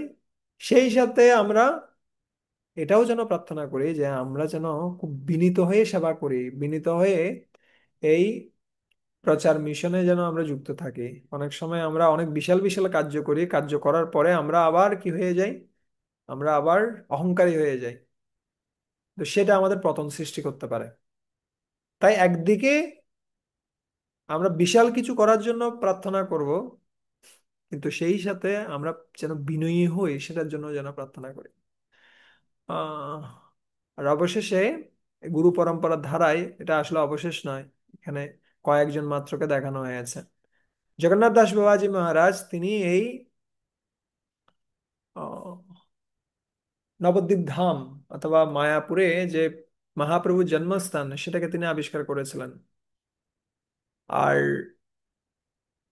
ঠিক একইভাবে আমরাও যেন আমাদের ভক্তিকে আবিষ্কার করতে পারি, অথবা আমরাও যেন অন্যদের হৃদয়ে যে ভক্তি রয়েছে সেটাকে জাগ্রত করতে পারি, সেটার জন্য আমরা জগন্নাথ দাস বাবাজি মহারাজের কাছে বিশেষ প্রার্থনা করতে পারি, যিনি এখানে খুব সুন্দরভাবে বর্ণনা করা আছে। শ্রী গৌর আবির্ভাব ভূমস্তম নির্দিষ্ট সজ্জন প্রিয়া। তিনি আবির্ভাব ভূমিটা নির্দেশ নির্দেশ করেছিলেন কোথায়, সে আহ, মহাপ্রভুর আবির্ভাব স্থান সেটা নির্দেশ করেছিলেন, এবং তিনি অত্যন্ত প্রিয়, সমস্ত ভক্তদের অত্যন্ত প্রিয় ছিলেন তিনি। আমরাও প্রার্থনা করতে পারি, হে গুরু জগন্নাথ দাস বাবাজি মহারাজ, আমি যেন আমার আচরণ, আমার কথাবার্তা, আমার সমস্ত কার্যক্রমের মাধ্যমে যেন আমি বৈষ্ণবদের সন্তুষ্টি করতে পারি। এবং উনি এই যে 147 বছর বেঁচে ছিলেন, কিন্তু তথাপি সম্পূর্ণরূপে কৃষ্ণ চেতনায় মগ্ন ছিলেন, সম্পূর্ণরূপে। বৈষ্ণব সার্বভৌম, সার্বভৌম মানে হচ্ছে সর্বশ্রেষ্ঠ। বৈষ্ণবের মধ্যে যিনি সর্বশ্রেষ্ঠ সেই জগন্নাথ দাস বাবাজি মহারাজের কাছে আমি প্রার্থনা করি। তো এখানে কয়েকজন মাত্র আমরা গুরু পরম্পরার ধারার কয়েকজন প্রতিভু আমরা দেখলাম, কিন্তু আসলে এখানে আরো অনেকজন রয়েছেন। আমরা নরোত্তমের নরোত্তম দাস ঠাকুর, শ্রীনিবাস আচার্য, শ্যামানন্দ পণ্ডিত, যেমনি গতকাল গেল নরোত্তম দাস ঠাকুরের আবির্ভাব তিরোভাব তিথি, তার কাছে প্রার্থনা করতে পারি বিশেষভাবে, ওনার বিশেষ শক্তি প্রাপ্ত। এবং এই সমস্ত ব্যক্তিরা তারা কি নন, সাধারণ মানুষের মতো নন, যারা একবার গত হলে তারা হারিয়ে গেলেন, সে ধরনের নন। তারা জীবন্ত, তারা এখনো কি করতে পারেন, আমাদের সাথে ভাব বিনিময় করতে পারেন, যদি আমরা তাদের সাথে যুক্ত হওয়ার প্রচেষ্টা করি। কিন্তু তাদের সাথে যুক্ত হওয়ার প্রসেসটা হচ্ছে আগে তাদের সম্বন্ধে জানতে হবে। তাদের সম্বন্ধে আমরা যখন জানবো তখন স্বাভাবিকভাবে তাদের কাছে আমরা প্রার্থনা করার ইচ্ছাটা আমাদের মধ্যে জাগ্রত হবে। যদি আমরা নাই জানি, কি প্রার্থনা করব আমরা? আপনাদের সুযোগ থাকলে ভিডিও অন করতে পারেন, তাহলে আমি আপনাদের দর্শন করতে পারবো। ঠিক আছে। তারপরে স্বরগোস্বামীগণ রয়েছেন, তাদের কাছে আমরা বিশেষ প্রার্থনা করতে পারি, সিম্পল একটা প্রার্থনা যেটা সবাই করতে পারে। শ্রীরূপ শ্রী সনাতন ভট্ট রঘুনাথ, শ্রীজীবা গোপাল ভট্ট দশ রঘুনাথ, এ ছয় গোসাই করি চরণ বন্ধন, যাহা হইতে বিঘ্ন নাশ অবিষ্ঠা পূরণ। So, এই 6 জন গোস্বামী তাদের আমি চরণ বন্দনা করি। তাদের চরণ বন্দনা করার ফলে সমস্ত বিঘ্ন দূরে সরে যায়। ঠিক যেমনি যদি আপনি একাকী রাস্তায় হেঁটে যাচ্ছেন গভীর রাতে, হঠাৎ করে অনেক ডাকাতেরা আপনাকে আক্রমণ করেছে, আর সেই সময়টাতে আপনি কাকে ডাকবেন? কে আপনাকে রক্ষা করতে পারে? যদি পুলিশ চলে আসে তাহলে এই ডাকাতগুলো চলে যাবে। আর এই ভক্তি পথের পুলিশ হচ্ছে কারা? ভক্তি পথের পুলিশ হচ্ছেন এই সমস্ত গোস্বামীরা। যখন আমরা এই সমস্ত গোস্বামীগণের আশ্রয় গ্রহণ করি, তখন কাম ক্রোধ লোভ মোহ মদ মাৎসর্য রূপী ডাকাতেরা যখন আমাদেরকে আক্রমণ করে, তখন আমরা উদ্ধার প্রাপ্ত হতে পারি। আচ্ছা, তাই প্রত্যেকটা মুহূর্তে যখনই আমরা এই সমস্ত অনর্থদের দ্বারা আক্রান্ত হচ্ছি, আমরা যেন খুব আরতি সহকারে তাদের ডাকে ডেকে উঠি, হে রূপ গোস্বামী, হে সনাতন গোস্বামী, আপনারা কৃপা করুন। আপনাদের কৃপা প্রভাবে আমি কি হতে পারি, আমি এই কঠিন পরিস্থিতি থেকে মুক্ত হতে পারি। রূপ রঘুনাথ পদে হইবে আকুতি, কবে হাম বুঝাবশে যুগলা প্রীতি। কখন আমার রূপ রঘুনাথ, রূপ রঘুনাথ ওনারা ছিলেন মহাপ্রভুর স্বয়ং শিষ্য, এবং তাদের চরণে যখন আমার আকুতি হয় তখন আমার স্বাভাবিকভাবে মহাপ্রভুর প্রতি আকুতি হয়, আর যখন মহাপ্রভুর প্রতি আকুতি হয় স্বাভাবিকভাবে রাধা কৃষ্ণের প্রতি আকুতি হয়। ঠিক আছে, আর এই বৃন্দাবন ধামকে উদ্ধার করার দায়িত্ব বা সেটাকে সুসংগঠিত করার দায়িত্ব মহাপ্রভু দিয়েছিলেন তাদের হাতে। তাই তাদের চরণে যখন আমাদের আকুতি হয় তখন স্বাভাবিকভাবে আমরা রাধা কৃষ্ণের প্রতি আমাদের আকর্ষণ প্রাপ্ত হতে পারি। রূপ রঘুনাথ পদে রহু মোর আশ, প্রার্থনা করায় সদা নরোত্তম দাস। সো রূপ গোস্বামী, সনাতন গোস্বামী, ওনাদের কাছে আমি বিশেষভাবে প্রার্থনা করছি, আমাকে কৃপা করুন। নরোত্তম দাস ঠাকুর প্রার্থনা করছেন। একই বিষয়টা এখানে চৈতন্য চরিতামৃতের বিভিন্ন স্থানে রূপ গোস্বামী, সনাতন গোস্বামী ওনাদের আহ মহিমা কীর্তন করা আছে। সো আমি আমার নোট থেকে সরাসরি তুলে ধরছিলাম, এইটা আমার চৈতন্য চরিতামৃত নোট থেকে আমি কপি করেছি। সো ইংলিশেই রয়েছে বেশিরভাগ ক্ষেত্রে, আমার সময়টা ছিল না বাংলাটা কি করে দেওয়ার মতো, কিন্তু শ্লোকগুলো আমি বাংলায় রেখেছিলাম ওই সময়টাতে। বৃন্দাবনীয়ম রসকেলিবর্তম কালেন লুপ্তম নিজ শক্তিমুৎক সঞ্চার্য রূপে বেতনত পুনঃ প্রভুর্বিদো প্রাকিবলোক সৃষ্টিম। বৃন্দাবনের যে সমস্ত রসকেলি বার্তা, ভগবান শ্রীকৃষ্ণের যে সমস্ত লীলাসমূহ বা লীলাস্থান সমূহ, সবকিছু কি হয়ে গিয়েছিল, কালের প্রভাবে লুপ্ত হয়ে গেছিল। কালেই না লুপ্তম, কালের প্রভাবে লুপ্ত হয়ে গেছিল, কিন্তু তখন মহাপ্রভু কি করেছিলেন, নিজ শক্তি মুৎকর, নিজের শক্তি প্রভাবে তিনি কি করেছিলেন, সমস্ত শক্তি কাদের উপর দিয়েছিলেন, সঞ্চারীয় রূপে। রূপ গোস্বামীর উপরে তার যে শক্তি সেটা সম্পূর্ণরূপে আবিষ্ট করেছিলেন। বেতনত পুনঃ কিসের জন্য, যাতে করে তারা কি করতে পারেন, রূপ গোস্বামী, সনাতন গোস্বামী ওনারা যেন আবার সেই সমস্ত বৃন্দাবনের স্থানসমূহকে প্রকট করতে পারেন। আচ্ছা, সমস্ত স্থান লুপ্ত হয়ে গেছিল। ঠিক যেভাবে প্রভুর বিদ প্রাক ইব লৌক সিস্টেম, ঠিক যেভাবে ভগবান বিষ্ণু তিনি কি করেছিলেন, তিনি এই লোক সৃষ্টির শুরুতে বা এই বিশ্ব সৃষ্টির, ব্রহ্মাণ্ড সৃষ্টির শুরুতে তিনি বিশেষভাবে শক্তি সমর্পণ করেছিলেন কার প্রতি, ব্রহ্মাজির প্রতি। ঠিক আছে, বিধৌ মানে হচ্ছে ব্রহ্মাজি। ব্রহ্মাজির প্রতি যেমনি শক্তি সঞ্চার করেছিলেন ভগবান বিষ্ণু এই জগৎ সৃষ্টি করার জন্য, ঠিক একইভাবে মহাপ্রভু তার যে শক্তি সেটা সম্পূর্ণরূপে সঞ্চারিত করেছেন কার মধ্যে, রূপ গোস্বামীর মধ্যে সঞ্চারিত করেছেন এই সমস্ত গোস্বামীদের মধ্যে, যাতে করে তারা এই বৃন্দাবনকে কি করতে পারেন, আহ প্রস্ফুটিত করতে পারেন, আগের মতো সব লীলাস্থানগুলোকে যেন আবিষ্কার করতে পারেন। ঠিক আছে, সনাতন কৃপায় পাইনু ভক্তির সিদ্ধান্ত, শিরূপ কৃপায় পাইনু ভক্তিরস পান্ত। সনাতন গোস্বামীর কৃপায় আমরা ভক্তির সিদ্ধান্ত, এই যে ভক্তির রসামৃত সিন্ধু আমরা প্রাপ্ত হচ্ছি। আর রূপ গোস্বামীর কৃপায় না, ভক্তির রসামৃত সিন্ধু হচ্ছে এই ভক্তির রসপ্রান্ত, রূপ গোস্বামীর কৃপায় প্রাপ্ত হয়েছে। আর ভক্তি সিদ্ধান্ত আমরা পাচ্ছি কার কাছ থেকে, সনাতন গোস্বামীর কাছ থেকে, হরিভক্তি বিলাস আদি গ্রন্থে। ঠিক আছে, আর রূপ গোস্বামীর কাছ থেকে আমরা ভক্তি রসপ্রান্ত, ভক্তির যে রস সেটা সম্বন্ধে আমরা এই যে খুব সুন্দর গ্রন্থাবলী আমরা প্রাপ্ত হয়েছে। ভক্তি রসামৃত সিন্ধু, বিদগ্ধ মাধব, ললিতা মাধব, বিভিন্ন গ্রন্থাবলী তিনি রচনা করেছেন। সো এটা সনাতন গোস্বামী সম্বন্ধে বর্ণনা করছেন। বৈরাগ্য যুগ ভক্তি রসম প্রযত্নের অপায়ন মাম অবিপ্সু মন্দম কৃপাম্বুদীর্য পর দুঃখ দুঃখী সনাতনস্তম প্রভুমাশ্রয়ামি। বৈরাগ্য যুগ ভক্তি রসম, তাদের মধ্যে একদিকে ছিল বৈরাগ্য, আরেক দিকে কি ছিল, আরেকদিকে ভক্তি রসে পরিপূর্ণ ছিল। প্রযত্নের অপায়ন মাম অবিষ্ণুম অন্ধম। আর আপনারা কি করেছিলেন? ভক্তিরস খুব প্রযত্ন সহকারে ধারণ করেছিলেন এবং সেটা প্রচার করেছিলেন।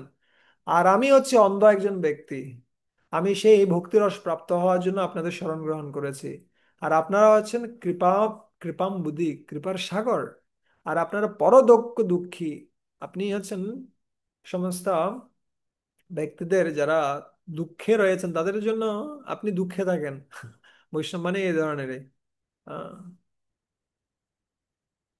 সাধারণ মানুষ হচ্ছে অন্যের দুঃখে তাদের আনন্দ হয়, কিন্তু ভক্তদের হচ্ছে অন্যের দুঃখে দুঃখী, অন্যের আনন্দে আনন্দ, যেটা সনাতন গোস্বামীর ক্ষেত্রে আমরা দেখতে পাচ্ছি। সনাতনস্তম প্রভু আশ্রয়ামি, সেই সনাতন গোস্বামীর চরণ কমল আমি বন্দনা করি। মহাপ্রভুর যত বড় বড় ভক্ত মাত্র, রূপ সনাতন সবার কৃপা গৌরব পাত্র। মহাপ্রভু যত যত বড় ভক্ত ছিলেন তাদের মধ্যে সবাই এক নামে কি করতেন? এক নামে স্বীকার করতেন তার সমস্ত শিষ্যদের মধ্যে সর্বশ্রেষ্ঠ হচ্ছেন কে? রূপা এবং সনাতন। আমরা বারবার কেন মহিমাগুলো বলছি? কারণ মহিমা যখন আমরা জানি তখন স্বাভাবিকভাবে তাদের কাছে প্রার্থনা করতে ইচ্ছা হয়। ঠিক যেমনি যে ব্যক্তির কাছে টাকা আছে, আমরা যদি জানি যে ওর কাছে 1 কোটি টাকা আছে, তখন না আমরা যাব তার কাছে টাকা চাইতে। আমি যদি জানি যে ওর কাছে কোনো টাকা নেই, ও ভিখারি, ওর কাছে আমি কেন যাব? তাই না? তাই প্রেম ভক্তির মহাজন হচ্ছেন এই সমস্ত ব্যক্তিরা, রূপ গোস্বামী, সনাতন গোস্বামী, এনারা হচ্ছেন মহাজন। আর এই মহাজনকে যখন আমরা জানবো, তখন আমরা যখন বিপদে পড়বো তার কাছে টাকা চাইতে যাব। ঠিক যেমনি বাড়িতে অনেক মহাজনরা আছে না? আপনাদের আশেপাশে মহাজন বাড়ি আছে কিনা আমি জানি না, আমাদের বাড়িতে একটা মহাজন বাড়ি আছে। যে যে আমরা জানতাম যে এদের কাছে টাকা পয়সা আছে, ঝামেলায় পড়লে মানুষ ওদের কাছে যেত। ঠিক আছে? তো ঠিক একইভাবে আমরা যখন ভক্তির মহাজনদের জানবো, তখন আমরা যখন ঝামেলায় পড়বো তখন তাদের শরণ আমরা গ্রহণ করতে পারি। মহাজন তারা। ঠিক আছে? কৃষ্ণ তত্ত্ব, ভক্তি তত্ত্ব, রসতত্ত্ব প্রান্ত, সব শিখাইলা প্রভু ভাগবত সিদ্ধান্ত। শিরূপ হৃদয়ে প্রভু শক্তি সঞ্চারিলা, সর্বতত্ত্ব নিরূপণে প্রবীণ করিলা। সব শিখিয়েছেন মহাপ্রভু। রূপ গোস্বামী, সনাতন গোস্বামী রূপ গোস্বামীকে 10 দিন সময় দিয়েছেন। 10 দিন একটানা মহাপ্রভু ক্লাস দিয়েছেন রূপ গোস্বামীকে। সনাতন গোস্বামী প্রভুর সাথে, মহাপ্রভুর সাথে ছিলেন 1 মাস। ওই সময়টা তো বিশেষ কৃপা করেছেন। তো এই 10 দিনের মধ্যে যা কিছু শেখানো সব শিখিয়ে দিয়েছেন। আর শেখানোর পরে এখন তারা সেগুলোকে বিস্তারিত করছেন কিসের মাধ্যমে? গ্রন্থের মাধ্যমে। ঠিক আছে? তাই আমরাও যদি এই সমস্ত সিদ্ধান্ত জানতে চাই, কি সিদ্ধান্ত? কৃষ্ণ তত্ত্ব, ভক্তি তত্ত্ব, রসতত্ত্ব, এগুলো জানতে চাইলে কার কাছে যেতে হবে? আমাদের রূপ গোস্বামীর কাছে যেতে হবে। ঠিক আছে? এই জন্য আমাদেরকে বলা হয়, আমাদের গৌড়ীয় বৈষ্ণবদেরকে বলা হয় রূপানুগ। আমরা রূপ গোস্বামীর অনুগত বিশেষভাবে। ঠিক আছে? এই জন্য আপনি যখন কি পড়বেন, উপদেশামৃত পড়বেন, সেখানে প্রভুপাদ প্রথমেই শুরু করছেন এই কৃষ্ণ ভাবনামৃত আন্দোলন পরিচালিত হচ্ছে রূপ গোস্বামীর বিশেষ তত্ত্বাবধানে। এই সম্প্রদায়ের প্রধান আচার্য হচ্ছেন রূপ গোস্বামী। রূপ গোস্বামীকে আমরা অনুসরণ করছি। তাই আমরা যদি জানি রূপ গোস্বামী সম্বন্ধে, স্বাভাবিকভাবে আমরা তার কাছে প্রার্থনা করব। আর তখন আমরা এই সমস্ত বিষয়গুলো জানতে পারবো। ভক্তিতত্ত্ব, রসতত্ত্ব, হ্যাঁ, গিয়ে প্রার্থনা করুন, হে রূপ গোস্বামী, আপনি এগুলো সব জানেন আর আমি এগুলোতে জিরো। আপনি কৃপাপূর্বক কিছু জ্ঞান আমাকে প্রদান করুন, যাতে করে আমি ভালোভাবে ভক্তি করতে পারি, আমি যেন বিচলিত না হই ভক্তিতে। আর এই শ্লোকটা অনেক অসাধারণ একটা শ্লোক। প্রিয়া স্বরূপে, দয়িতা স্বরূপে, প্রেমা স্বরূপে, সহজা বিরূপে, নিজানুরূপে, প্রভুরেক রূপে, ততানুরূপে, সবিলাস রূপে। প্রিয় স্বরূপে, রূপ গোস্বামী হচ্ছেন স্বরূপ দামোদর গোস্বামীর অত্যন্ত প্রিয় একজন ব্যক্তি। স্বরূপ দামোদর গোস্বামী কে ছিলেন? স্বরূপ দামোদর গোস্বামী মহাপ্রভুর সাথে গম্ভীরে থাকতেন। মহাপ্রভুর যত সমস্ত গুহ্য লীলাগুলো ছিল, সেগুলোতে তিনি কি করতেন? সেবা করতেন তাকে বিশেষভাবে। মহাপ্রভুর মনে যা কিছু উদয় হতো সেই অনুসারে তিনি ভাগবত থেকে শ্লোক বলতেন। এটা ছিল রূপ গোস্বামী পাদের স্বরূপ দামোদরের বিশেষ সেবা। ঠিক আছে? আর সেই স্বরূপ দামোদরের প্রিয় হচ্ছে কে? রূপ গোস্বামী। আর মহাপ্রভু রূপ গোস্বামীকে তুলে দিয়েছিলেন কার হাতে? স্বরূপ দামোদরের হাতে, যে এটা হচ্ছে আহ, তুমি ভালোভাবে শিক্ষা দাও। রঘুনাথ দাস গোস্বামীকেও তুলে দিয়েছিলেন কার হাতে? কার হাতে? এই স্বরূপ দামোদরের হাতে। স্বরূপের রঘু বলা হয়, দ্বৈতা স্বরূপে। এবং রূপ গোস্বামী অত্যন্ত প্রিয় কার কাছে? মহাপ্রভুর কাছে। আর প্রেম ও স্বরূপে, তার রূপটাই হচ্ছে প্রেমে পরিপূর্ণ। আমাদের আমাদের দেহটা হচ্ছে কি দিয়ে পূর্ণ? কফ পিত্ত বায়ু, এগুলো দিয়ে পূর্ণ। আর রূপ গোস্বামীর স্বরূপ হচ্ছে প্রেম দিয়ে পূর্ণ। আর সহজ অভিরূপে, এবং স্বাভাবিকভাবে তিনি ছিলেন অত্যন্ত সুন্দর। নিজ অনুরূপে প্রভুর এক রূপে। এবং তিনি মহাপ্রভু যা কিছু চেয়েছিলেন একদম কড়ায় গন্ডায় সেগুলো পালন করেছেন। মহাপ্রভু চেয়েছিলেন ধামগুলো বিকাশ হোক, ধামগুলো বিকাশ করেছেন। মহাপ্রভু চেয়েছিলেন গ্রন্থ রচনা হোক, ভক্তিশাস্ত্র রচনা হোক। এবং রূপ গোস্বামী পাদ এত গ্রন্থ লিখেছেন, চিন্তার আমরা আমরা চিন্তাও করে শেষ করতে পারবো না। ঠিক আছে। আহ ততানুরূপে সবিলাস রূপে। এবং মহাপ্রভু তিনি তার যে কৃপা সেটা কি করেছেন? এই রূপ গোস্বামীর মাধ্যমে তিনি বিস্তারিত করেছেন। এবং বিশেষ করে রাধাকৃষ্ণের যে সমস্ত লীলাসমূহ, সেগুলো রূপ গোস্বামীর হৃদয়ে তিনি কি করেছেন? স্ফুরিত করেছেন। আর সেই সমস্ত লীলাসমূহ রূপ গোস্বামী পাদ লিপিবদ্ধ করেছেন। তিনি দেখেছেন সরাসরি, দেখার পরে সেগুলোকে লিপিবদ্ধ করেছেন। কিন্তু কৃপাটা কে দিয়েছেন? মহাপ্রভু। ধারণ করেছেন কে? রূপ গোস্বামী। ঠিক আছে। তাই রূপ গোস্বামী, সনাতন গোস্বামী, তারা হচ্ছেন আমাদের আশ্রয়। তাই আমরা এতগুলো শ্লোক মনে রাখতে পারি না পারি, এই শ্লোকটা যেন আমরা সবাই মনে রাখি। ঠিক আছে। এই ছয় গোসাই করি চরণ বন্ধন, যাহা হইতে বিঘ্ননাশ অভীষ্ট পুরাণ। আর যদি পারেন অন্যান্য শ্লোক সমূহ, সেগুলোও কি করতে পারেন? মানে হৃদয়ঙ্গম করে প্রার্থনা করতে পারেন রূপ গোস্বামী পাদ, সনাতন গোস্বামী পাদের পর কাছে। তারপরে এভাবে প্রার্থনা করে আমরা নৃসিংহদেবের কাছে গিয়ে পৌঁছাবো। এখানে স্বরগোস্বামী অষ্টকমও আমরা দিয়ে রেখেছি।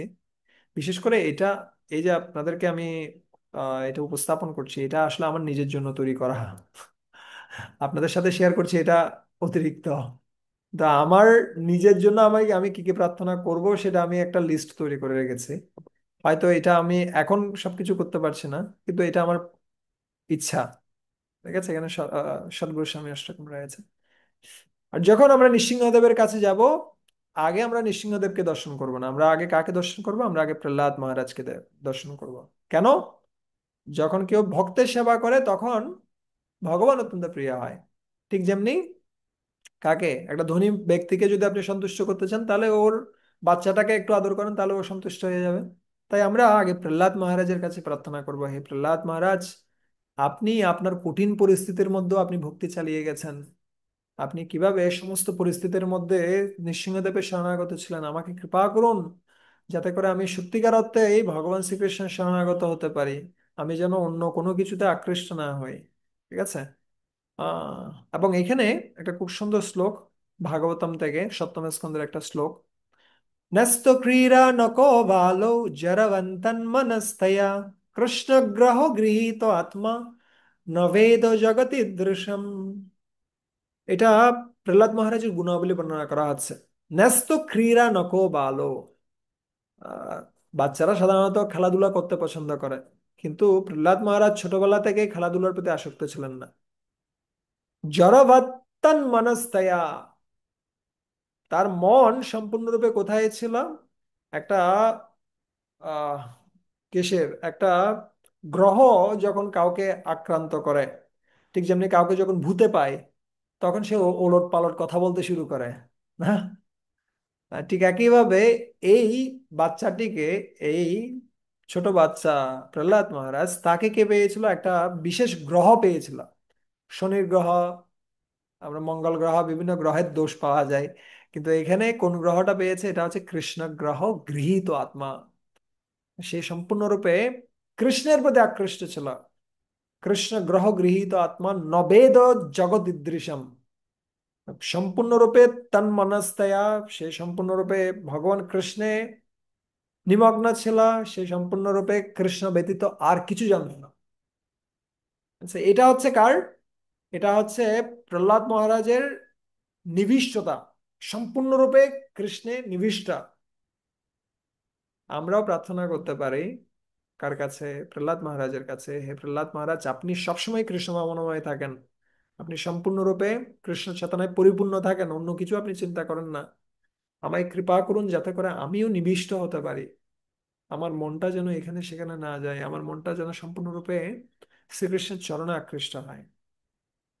এভাবে প্রহ্লাদ মহারাজের কাছে প্রার্থনা করে আমরা কার কাছে গিয়ে পৌঁছাবো? আমরা নৃসিংহদেবের চরণে গিয়ে পৌঁছাবো। নৃসিংহদেবের চরণে যখন আপনি দেখবেন, সেখানে দেখবেন এখানে কয়েকটা শালগ্রাম শিলা রয়েছে। এখানে একটা শিলা হচ্ছে বিশ্বনাথ চক্রবর্তী ঠাকুরের সেবিত শিলা। ঠিক আছে? এই সমস্ত শিলাগুলো এগুলো নৃসিংহদেব থেকে অভিন্ন। তো অনেক বছর আগ থেকেই সেবিত হয়ে আসছে, এখন আমাদের ইসকন মায়াপুর মন্দিরে রয়েছে। তারপরে আমরা চরণ থেকে আমরা দর্শন শুরু করতে পারি ভগবানের। আর যখন আমরা দর্শন করব তখন আমরা কি প্রার্থনা করব? আমরা সেই যে নৃসিংহ আরতি রয়েছে, সেই নৃসিংহ আরতি আমরা গাইতে পারি। সে নৃসিংহ আরতির প্রত্যেকটা অক্ষর যেন আমরা বুঝতে পারি, আমরা যেন শুধুমাত্র রিপিট করে না যাই, আমরা যেন সেটা কি করতে পারি, হৃদয়ঙ্গম করতে পারি, সেটার জন্য প্রচেষ্টা থাকা উচিত। আর এখানে মহাপ্রভু কিভাবে প্রার্থনা করতেন সেই সম্বন্ধে আমরা লিখেছি। মহাপ্রভু তিনি যখন জিওর নৃসিংহ দর্শনে গিয়েছিলেন, কোথায়? দক্ষিণ ভারতে আমরা আমাদের সুযোগ হয়েছিল জিওর নৃসিংহ দর্শন করার। তো সেই নৃসিংহদেবের কাছে যখন গিয়েছিলেন তখন তিনি এই প্রার্থনাটা করেছিলেন। কি প্রার্থনা করেছিলেন? উগ্রপি অনুগ্র এবায়ম সবক্তানম নৃকেশরী, কেশরীব শপোতানম অন্বেষম উগ্র বিক্রম। উগ্র, যদিও নৃসিংহদেব অত্যন্ত উগ্র, কিন্তু অনুগ্র, যিনি অত্যন্ত শান্ত। কাদের জন্য? সবক্তানম, যারা তার ভক্ত তাদের জন্য নৃকেশ্বরী বা আহ, নৃসিংহদেব তিনি অত্যন্ত শান্ত। কিন্তু উগ্র কাদের জন্য? যারা কৃষ্ণ অভক্ত বা অসুররা রয়েছে তাদের জন্য তিনি উগ্র, কিন্তু ভক্তদের জন্য তিনি খুব শান্ত। কেমন? ঠিক যেমনি কেশরী বা শপৌতানম অন্বেষম উগ্র বিক্রম। ঠিক যেমনি একটা একটা সিংহ, সে তার শপৌতানম বা তার বাচ্চার প্রতি সে খুব স্নেহপরায়ণ, কিন্তু অন্যদের কাছে অন্যেষাম উগ্র বিক্রম, অন্যদের কাছে সে খুব ভয়ঙ্কর। ঠিক একইভাবে নৃসিংহদেবের এই যে রূপ, সেই রূপটা অন্যদের কাছে খুব ভয়ঙ্কর, কিন্তু ভক্তদের কাছে অত্যন্ত কৃপাপরায়ণ। কেন? কারণ তিনি হিরণ্যকশিপুকে বধ করে কাকে রক্ষা করেছেন?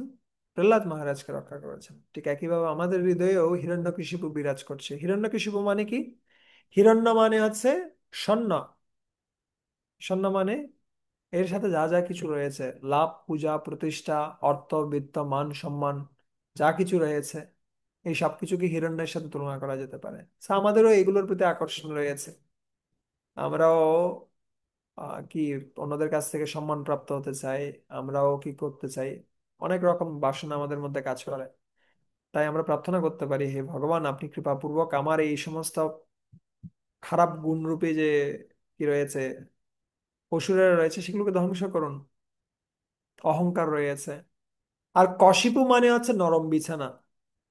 কশিপু নরম বিছানা বলতে বুঝাই বিপরীত লিঙ্গের প্রতি আকর্ষণ। অন্য দিক দিয়ে এটা এও হতে পারে সবসময় আরামায়েশে থাকার একটা ইচ্ছা। আমরা আমাদের যে পরিস্থিতি সেটা থেকে আমরা বের হতে চাই না, আমরা কমফোর্ট জোন থেকে কারের জন্য যেতে চাই না, আমরা একটু প্রচেষ্টা নিয়ে ভগবানের সেবা করার জন্য উদ্যোগ নিতে চাই না। তো এই সমস্ত গুণাবলীগুলো আমাদের মধ্যে রয়েছে যেগুলো হিরণ্যকশিপুর মতো। তাই আমরা যখন প্রার্থনা করব, হে ভগবান, আপনি কৃপাপূর্বক আমার হৃদয় থেকে এগুলোকে সম্পূর্ণরূপে উৎপাদিত করুন, ধ্বংস করুন, তখন নৃসিংহদেব বিশেষ কৃপা করবেন। তাই আপনার যা সময় রয়েছে কিছু সময় বের করুন, 5 মিনিট, 10 মিনিট, 15 মিনিট হোক। আমার এই অভ্যাসটা ছিল ভয়েস জীবনের প্রথম থেকেই, এবং আমি দেখেছি এটা আমাকে অনেক সাহায্য করেছে। আমরা হয়তো জব করছি 2 ঘন্টার জন্য, কিন্তু এর বাইরেও যদি, জবের সময়ও আমরা প্রার্থনা করবো অবশ্যই, কিন্তু এর বাইরে যদি আমি 10 থেকে 15 মিনিট সময় দিই প্রার্থনা করার জন্য, এই সমস্ত মহাজনদের কাছে প্রার্থনা করা, নৃসিংহদেবের কাছে প্রার্থনা করা, প্রত্যেকটা বিগ্রহের কাছে প্রার্থনা করা, তখন আমরা আলাদা একটা শক্তি পাই। ঠিক আছে। আর এগুলো কিছু নমুনা দেওয়া হচ্ছে কি কি প্রার্থনা হতে পারে, অনন্য প্রার্থনা। কিন্তু আমাদের লেভেলে অনেক রকম প্রার্থনা থাকতে পারে, সেগুলো আমরা করতে পারি। কেউ কি হচ্ছে, কারো খারাপ পরিস্থিতি হচ্ছে, অথবা কারো কঠিন পরিস্থিতি যাচ্ছে, কেউ অসুস্থ হয়ে পড়েছে, ভক্ত আর কোথায় যাবে? ভক্ত নৃসিংহদেবের কাছেই যাবে, অন্য কোথাও যাবে না। আহ, আর আমরা প্রহ্লাদ মহারাজের পদাঙ্ক অনুসরণ করেও এই প্রার্থনাটা করতে পারি। যখন নৃসিংহদেব বলছেন তুমি কিছু বর প্রার্থনা করো, তখন তিনি এই কথাটি বলছিলেন, ইয়াদিদাস্যসি মে কামান বরস্তম বরদরিষভা কামানাম হৃদ্য সংরোহম ভবতস্তু বৃণেবরম। হে নৃসিংহদেব, যদি আপনি কিছু দিতে চান, দাস্যসী দান করতে চান, মে কামান আমাকে কিছু বর প্রদান করতে চান, আপনি হচ্ছেন বরাদারি সেবা, বর প্রদানকারীদের মধ্যে সর্বশ্রেষ্ঠ হচ্ছেন আপনি। কৃপাপূর্বক আমার হৃদয় থেকে সমস্ত খারাপ বাসনাগুলোকে আপনি কি করুন, উৎপাটিত করুন, এই বর আমাকে প্রদান করুন। ঠিক আছে, আমার হৃদয়ে যেন কোনো খারাপ বাসনা জাগ্রত না হয়। ঠিক আছে। সো আমাদের মধ্যে অনেক খারাপ চিন্তাগুলো চলে আসবে বিভিন্ন সময়ে। সো এটার জন্য আমরা অ্যান্টিভাইরাস একটা দিয়ে রাখতে পারি কার কাছে? নৃসিংহদেবের কাছে। যে হে ভগবান, আমার মধ্যে অনেক খারাপ খারাপ বাসনা আসবে বিভিন্ন সময়ে, আপনি দয়া করে এগুলো পূর্ণ করবেন না। ঠিক আছে। যদি পূর্ণ করে দেয়, দেখবেন অবস্থা খারাপ হয়ে যাচ্ছে। তাই এই প্রার্থনাটাও আমরা করতে পারি ভগবানের কাছে, যে আপনি কৃপাপূর্বক আমার এই সমস্ত খারাপ বাসনা যেগুলো আমার মধ্যে আসে সেগুলো কখনো পূর্ণ করবেন না, সেগুলো থেকে আমাকে মুক্ত করুন। ঠিক আছে। আহ, আর এখানে কে, ভক্তিবিনোদ ঠাকুর খুব সুন্দর ভজনে গাইছেন তিনি। এই ভজনটা আমরা মুখস্থ করে নিতে পারি, সিম্পল ভজন, কিন্তু এর মধ্যে অনেক কিছু রয়েছে। নৃসিংহদেবের কাছে প্রার্থনা। হে দুষ্টারি দায়ে কাম আদিরি পুছায় খুঁটিনাটি প্রতিষ্ঠাসা সত্য সদারায় হৃদয় শোধন আর কৃষ্ণের বাসনা নৃসিংহাচরণে মোর এই তো কামনা কাঁদিয়া নৃসিংহ পদে মাগিব কখন নিরাপদে নবদ্বীপে যুগল ভজ ভয় ভয় পাই যার দর্শনে সে হরি প্রসন্ন হইবে কবে মোরে দয়া করি যদ্যপি বিষণা মূর্তি দুষ্ট জীবা প্রতি প্রহ্লাদাদি কৃষ্ণ ভক্ত জানে ভদ্রতি কবে বা প্রসন্ন হয় সকৃপ বচনে নির্ভয় করিবে এই মুরা কিঞ্চনে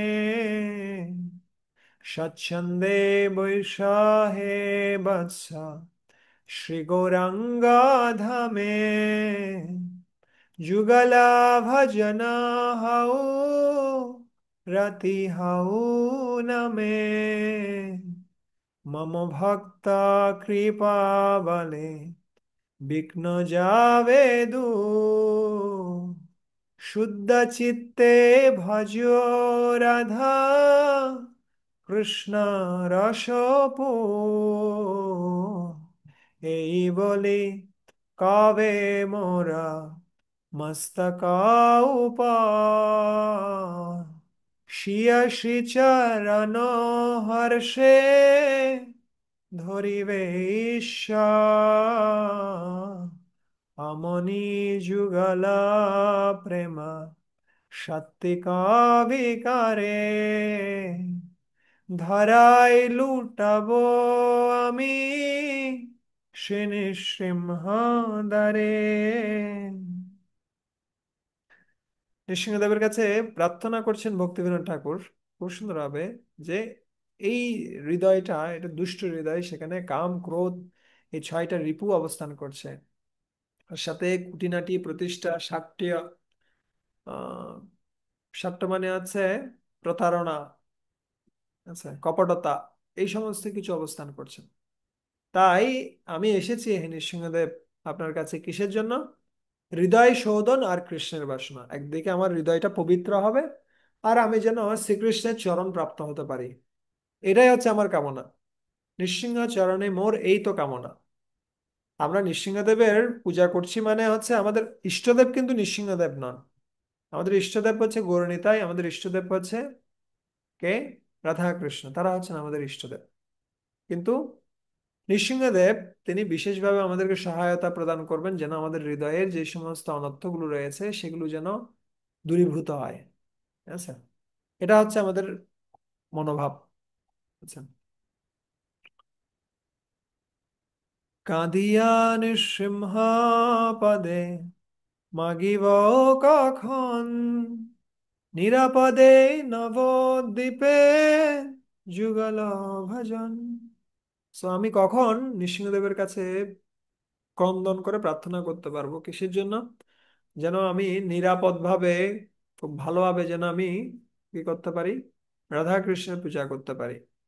তো আমরা যে কোনো স্থানে থাকি না কেন, আমরা যেন আমাদের মানসিকতা যেন এই ধরনের হয় যে আমি নবদ্বীপে কি করছি? মহাপ্রভুর আরাধনা করছি, সেরকম মানসিকতা আমাদের মধ্যে থাকতে পারে। আর সেই নৃসিংহদেব যাকে ভয় পায়, যে কালাত্মনা,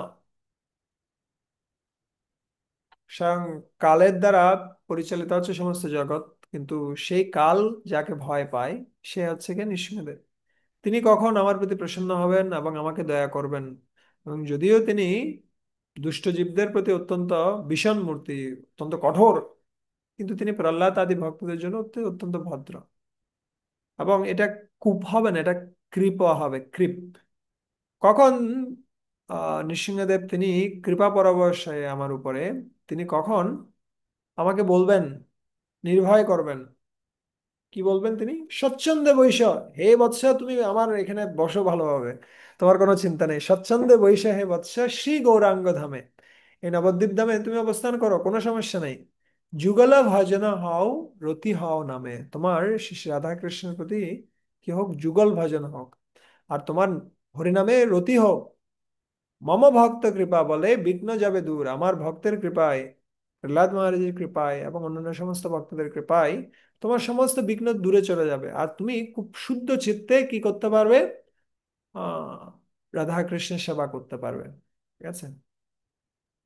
আর এইটা বলে কখন আমার মস্তকের উপরে কি করবেন? তার শ্রীচরণ ধারণ করবেন। আর আমি কি করতে থাকবো? আমি যুগলা প্রেমে সাত্ত্বিক বিকারে, এই অষ্টসাত্ত্বিক বিকার আমার মধ্যে উপস্থিত হবে এবং আমি ধরায় লুটিয়ে পড়ব। আমরা কালকেও আলোচনা করছিলাম কিভাবে যখন ধ্রুব মহারাজ, তার হৃদয়ে যখন ভগবান আবির্ভূত হন, যখন বাদশা নারদ মুনি তার হৃদয়ে যখন ভগবান আবির্ভূত হন, প্রত্যেকটা সময় কিভাবে তারা সম্পূর্ণরূপে আবিষ্ট হয়ে গেছিলেন কৃষ্ণ চিন্তায়। ঠিক একইভাবে আমরা নৃসিংহদেবের কাছে প্রার্থনা করতে পারি, আমি কখন এই ধরনের একটা পরিস্থিতি লাভ করব যখন আমি সম্পূর্ণরূপে কৃষ্ণ চিন্তায় মগ্ন হতে পারবো। ঠিক আছে? সেইভাবে আমরা নৃসিংহদেবের কাছে প্রার্থনা করতে পারি। নৃসিংহদেবের কাছে প্রার্থনা করে নৃসিংহদেবের কৃপা নিয়ে আমরা কার কাছে যাব? পঞ্চতত্ত্বের কাছে যাব। কিন্তু সেই যাওয়াটা আজকে নয়, সেই যাওয়াটা আগামী কোনো এক সপ্তাহে। ঠিক আছে? আমরা জানবো আগামী দিন কিভাবে আমরা পঞ্চতত্ত্বের কাছে আমরা প্রার্থনা করতে পারি, আমরা কিভাবে অষ্টসখী পরিবেষ্টিতা শ্রী শ্রী রাধা মাধবের কাছে প্রার্থনা করতে পারি। ঠিক আছে? আজকে আমরা কি কি আলোচনা করলাম? আমরা আলোচনা করলাম প্রার্থনার গুরুত্ব সম্বন্ধে, আমরা আলোচনা করলাম কিভাবে প্রার্থনা ব্যতীত আমাদের সমস্ত কার্যক্রম সেগুলো মেকানিক্যাল কিন্তু প্রার্থনা যদি থাকে সেটা ভগবানকে আকর্ষণ করে, সেটা আমরা আজকে জানলাম। সেই সাথে আমরা খুব সুন্দরভাবে নবদ্বীপ ধাম, গুরুদেব, শিলা প্রভুপাদ, বৈষ্ণব বৃন্দা, তারপরে পরম্পরার আচার্য বৃন্দা এবং নৃসিংহদেবের কাছে প্রার্থনা করতে হয় সেই সম্বন্ধে আমরা জানলাম। কারো কোনো প্রশ্ন আছে তাহলে হ্যান্ড রেজ করতে পারেন। তো এইভাবে যদি আমরা চিন্তা করি কিছুটা ক্ষেত্রে, তাহলে মন্দিরে যাওয়ার পরে সাথে সাথে চলে আসতে হবে না। অনেক সময় আমরা অনেক কষ্ট করে মন্দিরে যাই, অনেক সময় ব্যয় করে, কিন্তু 5 মিনিট 2 মিনিট দেখার পরে মনে হয় এ তো সেম জিনিস, আর কি দেখবো। অন্য কিছু গুরুত্বপূর্ণ কাজ, সেগুলোতে আমরা যুক্ত হয়ে যাই। আমরা বিগ্রহের সামনে বেশিক্ষণ থাকতে পারি না। কিন্তু যখন এভাবে আমাদের হৃদয়টাকে আমরা প্রস্তুত করব, খুব সুন্দর সুন্দর প্রার্থনাগুলো আমরা ভগবানের কাছে গিয়ে করব, তখন দেখবেন অনেক সময় আমরা কৃষ্ণের সামনে থাকতে পারছি অন্ততপক্ষে। ঠিক আছে। হরে কৃষ্ণ। দেবব্রত প্রভু, কোনো প্রশ্ন? বাবু, হ্যাঁ প্রভু।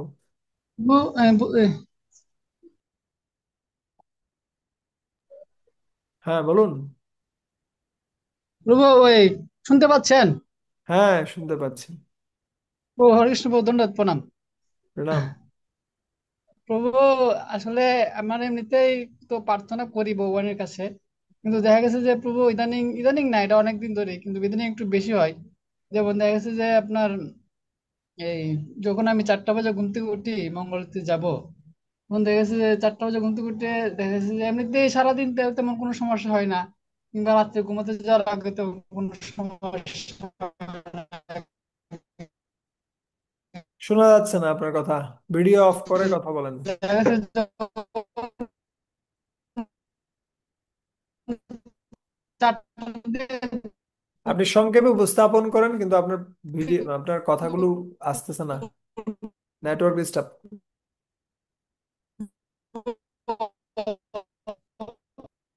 সুমন প্রভু আপনার প্রশ্ন করেন। তখন ওই সময়টাতে কি সুমন প্রভু। মানে কৃষ্ণ প্রভু, দণ্ডবত প্রণাম। হরে কৃষ্ণ। প্রভু, আজকে আসলে অনেকগুলো বিষয় শিখলাম, বিশেষ করে মন্দিরে গিয়ে আমাদের মনোবাঞ্ছা কি হওয়া উচিত। তো প্রভু, আমার কোশ্চেনটা ছিল যে যখন আমরা মন্দিরে প্রবেশ করি, আমরা শুনেছি যে ভগবানের সামনে কাউকে প্রণাম করতে নেই। তো এই বিষয়টাকে আমরা, অর্থাৎ বিশেষ করে যেমন আমরা যদি রাধা মাধব বা গণিত আশ্রমে যাই, ভগবান যেখানে, বৈষ্ণবরাও তো সেখানে থাকে। তো এই ক্ষেত্রে প্রভু, আমাদের আসলে সঠিক সিদ্ধান্তটা কি হবে? আসলে মন্দিরে প্রবেশ করার সাথে সাথে আপনি আগে তো ভগবানকে দর্শন করবেন না, আপনি আগে বৈষ্ণবদেরকে দর্শন করেন, তাই না? যাওয়ার সাথে সাথে আগে বৈষ্ণবদেরকে প্রণাম নিবেদন করতে হবে ঢুকার সাথে সাথে। এটাই হচ্ছে সঠিক সিদ্ধান্ত। আগে বৈষ্ণবদের প্রণাম নিবেদন করবেন বাঞ্ছাকল্পতরুর্ভাস্য দিয়ে, তারপরে আপনি গিয়ে কাকে প্রণাম করবেন? প্রভুপাদকে। তারপরে গিয়ে বিগ্রহগণকে প্রণাম করবেন। আমরা পরম্পরার মাধ্যমে এভাবে যাই। ঠিক আছে, এটাই হচ্ছে সিদ্ধান্ত। ধন্যবাদ প্রভু। ঠিক আছে। মিথিলা মাতা। হরে কৃষ্ণ প্রভু, প্রণাম। হরে কৃষ্ণ। আপনার ক্লাস থেকে আজকে অনেক অনেক কিছু শিখলাম প্রভু। মন্দিরে গিয়ে কিভাবে আমরা ভগবানকে দর্শন করতে পারি, কিভাবে প্রার্থনা করতে পারি প্রভু। আপনাকে এটা অসংখ্য কি খুব ধন্যবাদ কঠিন প্রভু। হয়ে আমরা গেছে আমার আলোচনাটা? আপনাদের কাছে প্রভু কঠিন অনেক মনে হয়েছে খুব? সুন্দর হয়েছে প্রভু, অনেক সুন্দর, অনেক কিছু শিখলাম প্রভু। আসলে আমাদের হয়তো হৃদয় থেকে আসবে না প্রার্থনা, তবু আমরা আর্টিফিশিয়াল হয়ে যদি এভাবে প্রার্থনা করতে পারি, হয়তো আমাদের জীবনে কিছু পরিবর্তন করতে পারবো প্রভু। আশীর্বাদ করবেন যেন এই ক্লাসটা জীবনে প্রয়োগ করতে পারি প্রভু। প্রণাম। আচ্ছা, ধন্যবাদ। আপনারা শ্রবণ করছেন। সাগর প্রভু,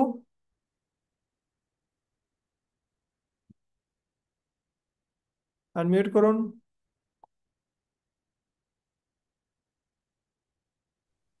হ্যাঁ। হরে কৃষ্ণ, দণ্ডবত প্রণাম প্রভু। প্রণাম। প্রভু, আসলে আমার বাসায় নেটওয়ার্ক না থাকার কারণে আমি রোড সাইডে আসছি, যেখানে গাড়ির হর্নও বেশি এবং আলো দেখা ওকে, যাচ্ছে। আমার প্লিজ প্রশ্ন করুন দ্রুত। দুঃখিত এটা কারণে। আমি আসলে একদম আপকামিং ডিভোটি নিউ।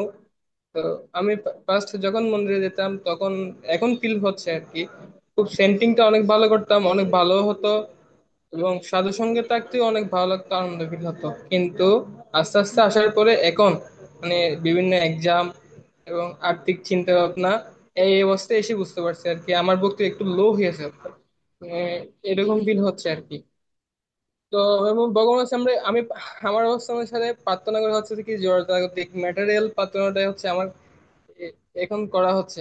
তো এখন আমার উপায়টা কি হতে পারে, বা আমার আধ্যাত্মিক প্রসেসটা কিভাবে আমি করতে পারি এটা। জড়জাগতিক হোক আধ্যাত্মিক হোক, প্রার্থনা করতে থাকুন ভগবানের কাছে। এভাবে প্রার্থনা করতে করতে আমরা একসময় শুদ্ধ হব। ঠিক আছে, কিন্তু প্রার্থনা যেন আমরা বাদ না দিই। কিন্তু সেই সাথে এটাও মনে মনে রাখা উচিত, প্রার্থনা করছি মানে যে সবকিছু মঞ্জুর হয়ে যাবে তা নয়। দুই ধরনের নাস্তিকতা আছে। এক ধরনের নাস্তিকতা হচ্ছে ফিলোসফিক্যাল, ও খুব বেশি লজিক খাটাতে গিয়ে ভগবানকে বাদ দেয়। আর এক ধরনের নাস্তিকতা হচ্ছে খুব বেশি ইমোশনাল।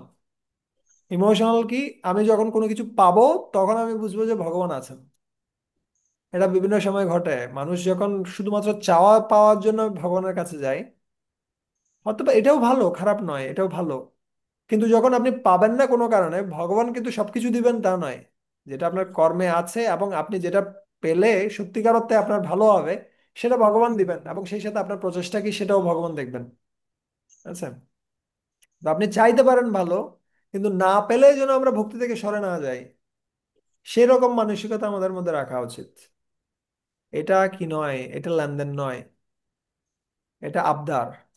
বাবার কাছে আবদার করতে পারেন। বাবার কাছে আপনি বলতে পারেন না, তুমি যদি এটা না দাও তাহলে তুমি আর বাবা নও, তাহলে তুমিও আর ছেলে নও। ঠিক আছে। আহ, আমাদের ক্ষেত্রটা যেন সেরকম হয়, একটা দোকানদারের মতো যেন না হয়। দোকানদারকে আমরা টাকা দিই, এর বিনিময়ে দোকানদার আমাদের পণ্য দেয়। আমাদের সম্পর্কটা যেন ভগবানের সাথে সেরকম না হয়। ভগবানের সাথে কার মতো, বাবার কাছে যেমনি আমরা আবদার করি সেরকম হতে পারে। ঠিক আছে, বুঝে গেল? কিন্তু তার মানে এই নয় যে বাবা না দিলে বাবাকে বাদ দিব, সেই মানসিকতা যেন আমাদের মধ্যে না থাকে। হ্যাঁ, সেটা অবশ্যই আছে মানে। আমার কথা হচ্ছে যে কি, প্রার্থনাটা এখন কিভাবে আমি আপনার ক্লাস মতো আমার চেঞ্জ তো একটু তো হয়েছে যে প্রার্থনাটা কিভাবে করা উচিত। তো আমার প্রার্থনাটা কি আগের অবস্থান থেকে যাবে নাকি আহ, একটু মানে কি বলতে গেলে মানে বৈরাগ্য ভাব, সেটা মানে বোঝা যাচ্ছে ওই না, রকম। আপনি যে পর্যায়ে আছেন সেই পর্যায় থেকেই যুক্ত হন। আপনি বলেন ভগবানের কাছে যে ভগবান, আমার এই জিনিসটা আমার প্রয়োজন, আমার পরিস্থিতি এরকম, আমার এটা প্রয়োজন রয়েছে, আমি এটার জন্য এসেছি, কিন্তু এটা যদি ভালো হয়, আমার জন্য ভালো হয়, তাহলে আপনি দিতে পারেন। কিন্তু আপনি কৃপাপূর্বক আমার হৃদয়টাকে পরিশুদ্ধ করুন, যাতে করে আমি আপনার কাছে শুদ্ধ প্রার্থনা নিয়ে আসতে পারি। বুঝে গেল? আমরা হয়তো আমাদের পরিস্থিতি থেকে প্রার্থনাগুলো করছি, কিন্তু সেই সাথে আমরা এটাও প্রার্থনা করতে পারি যেন আমি একদিন না একদিন আপনার কাছে শুদ্ধ প্রার্থনা করতে পারি, সেই স্তরে যেন আসতে পারি। ঠিক আছে। ধন্যবাদ bro, আপনার সঙ্গে ধন্যবাদ। শাবলি মাতা,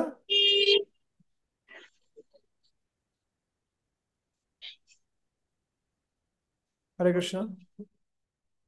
আপনার প্রশ্ন আছে?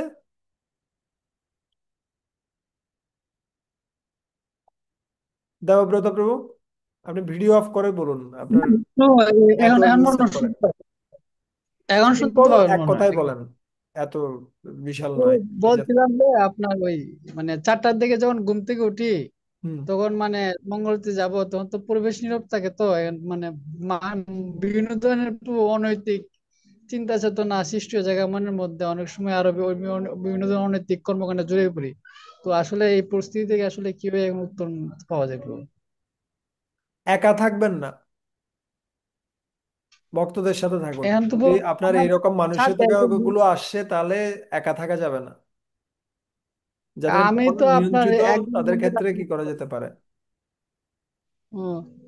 এখন তো আমি বাধ্য একা থাকতে পারবো, কারণ এখান তো একজন রুমমেট আছে, আর তো কেউ নাই। হ্যাঁ। এখন আপনার এই আর যারা আছে তো ঘুমাই থাকে, বুঝছেন, উনিও তো অনেকটা আর সময় ঘুমাই থাকে, এখন এই একলা একলা পরিস্থিতিগুলো উঠে থেকে থাকি। উত্তীর্ণ হওয়ার জন্য আমরা প্রার্থনা করছি না, আর নিয়মিতভাবে আমরা গ্রন্থ পড়ছি না। গ্রন্থ পড়ছেন নিয়মিত? গন্তব্য পরিপ্রভু। পড়ছেন, তাহলে প্রার্থনা করুন ভগবানের কাছে। আর সকালবেলা উঠার সাথে সাথে স্নান করে মন্দিরে চলে যাবেন, সোজা সাপটা। আর তাড়াতাড়ি ভক্ত সঙ্গে ঢুকে যাবেন, একা থাকবেন না। আর ওটার সাথে সাথে কি করলে মানে অন্য কোনো দিকে না যায়, সরাসরি সামনে যাবো গা, এটা ওটার হলো তো সাথে প্রশ্ন। সাথে এই চিন্তাটা আসছে কেন, আপনি ঘুমানোর আগে এই চিন্তাটা করেছেন। ঘুমানোর আগে আপনি কৃষ্ণলীলা বা কৃষ্ণ কথা এই সমস্ত কিছু করে ঘুমাতে যান নাই। না হলে যে অ্যাকাউন্টটা যেখানে শেষ করছেন সেখান থেকেই তো অ্যাকাউন্টটা শুরু হবে, তাই না? রাত্রিবেলা ঘুমানোর আগে যদি আমরা সারা জগতের নিউজ এটা সেটা 100টা জিনিস শুনে দেখে, এখন তো ফেসবুক খুললেই হাজারটা বাজে আজে বাজে নিউজ, এবং সেই সাথে পপ আপ করে আজে বাজে সিনারি গুলো উঠে যায়। হয়তো আমরা কিছু না কিছু দেখছি, বিশেষ করে মোবাইলে কিছু না কিছু আমরা দেখছি, যার কারণে এগুলো আমাদের মধ্যে আসছে। যদি ইনপুট না থাকে আউটপুট কিভাবে আসবে? বুঝে গেল? ঘুমানোর আগে ঘুমানোর আগে গন্তটা পড়ি না প্রভু, এটা একটা সমস্যা আমার। হ্যাঁ।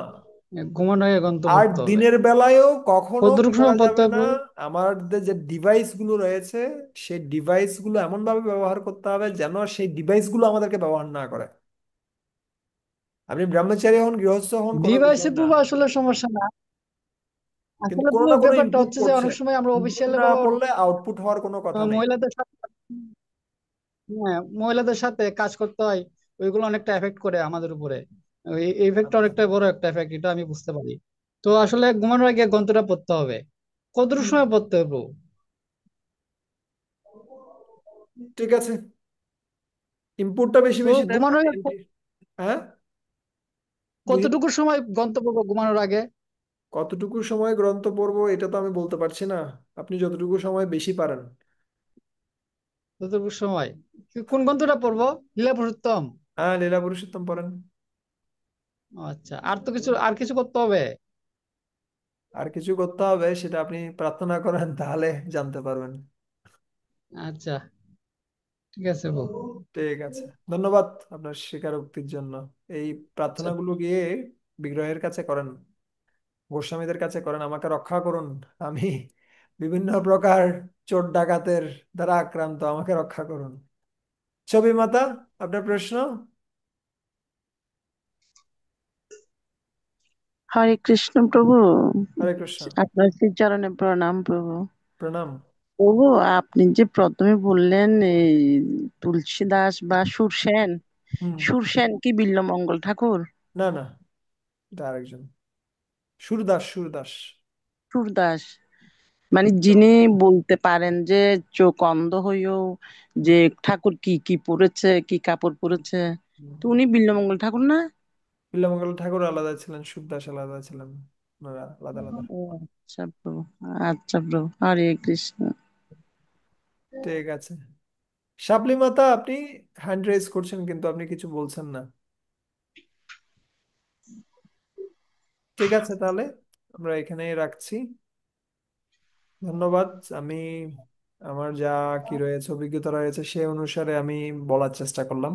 এটা আসলে বিশাল একটা বিষয়, প্রার্থনার বিষয়টা, এবং আমরা যত বেশি এগিয়ে যাব তত বেশি আমরা উপলব্ধি করব কি প্রার্থনা করতে হবে। এটা কোনো স্টিরিওটাইপ ধরা বাঁধা নিয়ম নেই যে এটাই করতে হবে বা এটাই প্রার্থনা করতে হবে। আপনি যে পরিস্থিতিতে রয়েছেন সেই পরিস্থিতির সাথে যুক্ত করুন, এবং সেটার একটা নমুনা আমরা দেখতে পারি মহাজনদের কাছ থেকে। কিন্তু আলটিমেটলি আপনার কি পরিস্থিতি চলছে সে পরিস্থিতির সাথে কানেক্ট করুন কৃষ্ণকে, যে আমাকে সাহায্য করুন হে ভগবান। তখন ভগবান বিশেষভাবে আমাদেরকে কৃপা করবেন। ঠিক আছে, মুন্নিমাত, আপনার প্রশ্ন আছে? হরে কৃষ্ণ প্রভু, প্রণাম। হরে কৃষ্ণ, প্রণাম। হ্যাঁ প্রভু, আমি চাচ্ছি করতে একটা বিষয়, কিন্তু আমার পরিবেশ পরিস্থিতি ওইটার সাথে হচ্ছে না, মিলছে না। তো ওই ক্ষেত্রে কি করব? এখানে বিশাল একটা ব্যাপার।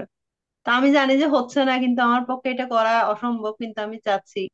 এক্ষেত্রে কি করব? প্রার্থনার, জানি যে প্রার্থনা করতে হবে, কিন্তু কিভাবে ভগবান এটা, আমি বলি যে আমি চাচ্ছি ভোরে উঠতে, কিন্তু আমি পারছি না সব মিলে। এক্ষেত্রে কি করব প্রভু? আপনি ছোট ছোট স্টেপ নেন। ভোরে উঠতে হবে বলে যে আপনাকে এক লাফে 4টায় উঠতে হবে বা 3টায় উঠতে হবে তা নয়। আপনি যতক্ষণে উঠছেন তার থেকে আধা ঘন্টা উঠার আগে উঠার চেষ্টা করেন। আধা ঘন্টা ম্যানেজ করাটা খুব একটা কঠিন হয়ে আসবে না। তো আপনি যখন 2-3 ঘন্টার চেঞ্জ করতে চাইবেন তখন একটা পরিবর্তনের বিষয় রয়েছে। এইটা প্রভু অনেকটা ক্ষেত্রে পরিবেশ পরিস্থিতির উপর নির্ভর করছে। পরিবেশ পরিস্থিতিটাও দেখতে হবে, এটা ছেড়ে দিলেও চলবে না, উপায় নেই, আমরা পরিবেশের দ্বারা আক্রান্ত। কিন্তু আপনি প্রার্থনা করুন যে আপনার এই ধরনের পরিস্থিতি যাচ্ছে, আপনি সাহায্য করুন যেন পরিস্থিতিটা কি হয়, পরিবর্তিত হয়, মানে যেন ভালো পরিস্থিতি আসে। আপনি প্রার্থনা করুন, দেখবেন হয়ে যাচ্ছে, গ্রাজুয়ালি এটা তৈরি হবে পরিস্থিতি। আচ্ছা ঠিক আছে, প্রভু। আচ্ছা, এর বাইরে ঠিক আমি আছে। কিছু বলতে পারি না। কৃষ্ণের সময় আছে, কৃষ্ণ কখন কোনটা করবেন, কিন্তু আপনার পক্ষ থেকে আপনি সর্বোচ্চটা করে যান। আচ্ছা, কৃষ্ণ এটা দেখতে চান। আচ্ছা, হ্যাঁ প্রভু, প্রণাম প্রভু। ঠিক আছে, অনেক ধন্যবাদ আপনাদের সবাইকে। হয়তো আগামী কোনো এক সপ্তাহে আবার দেখা হতে পারে। হরে কৃষ্ণ।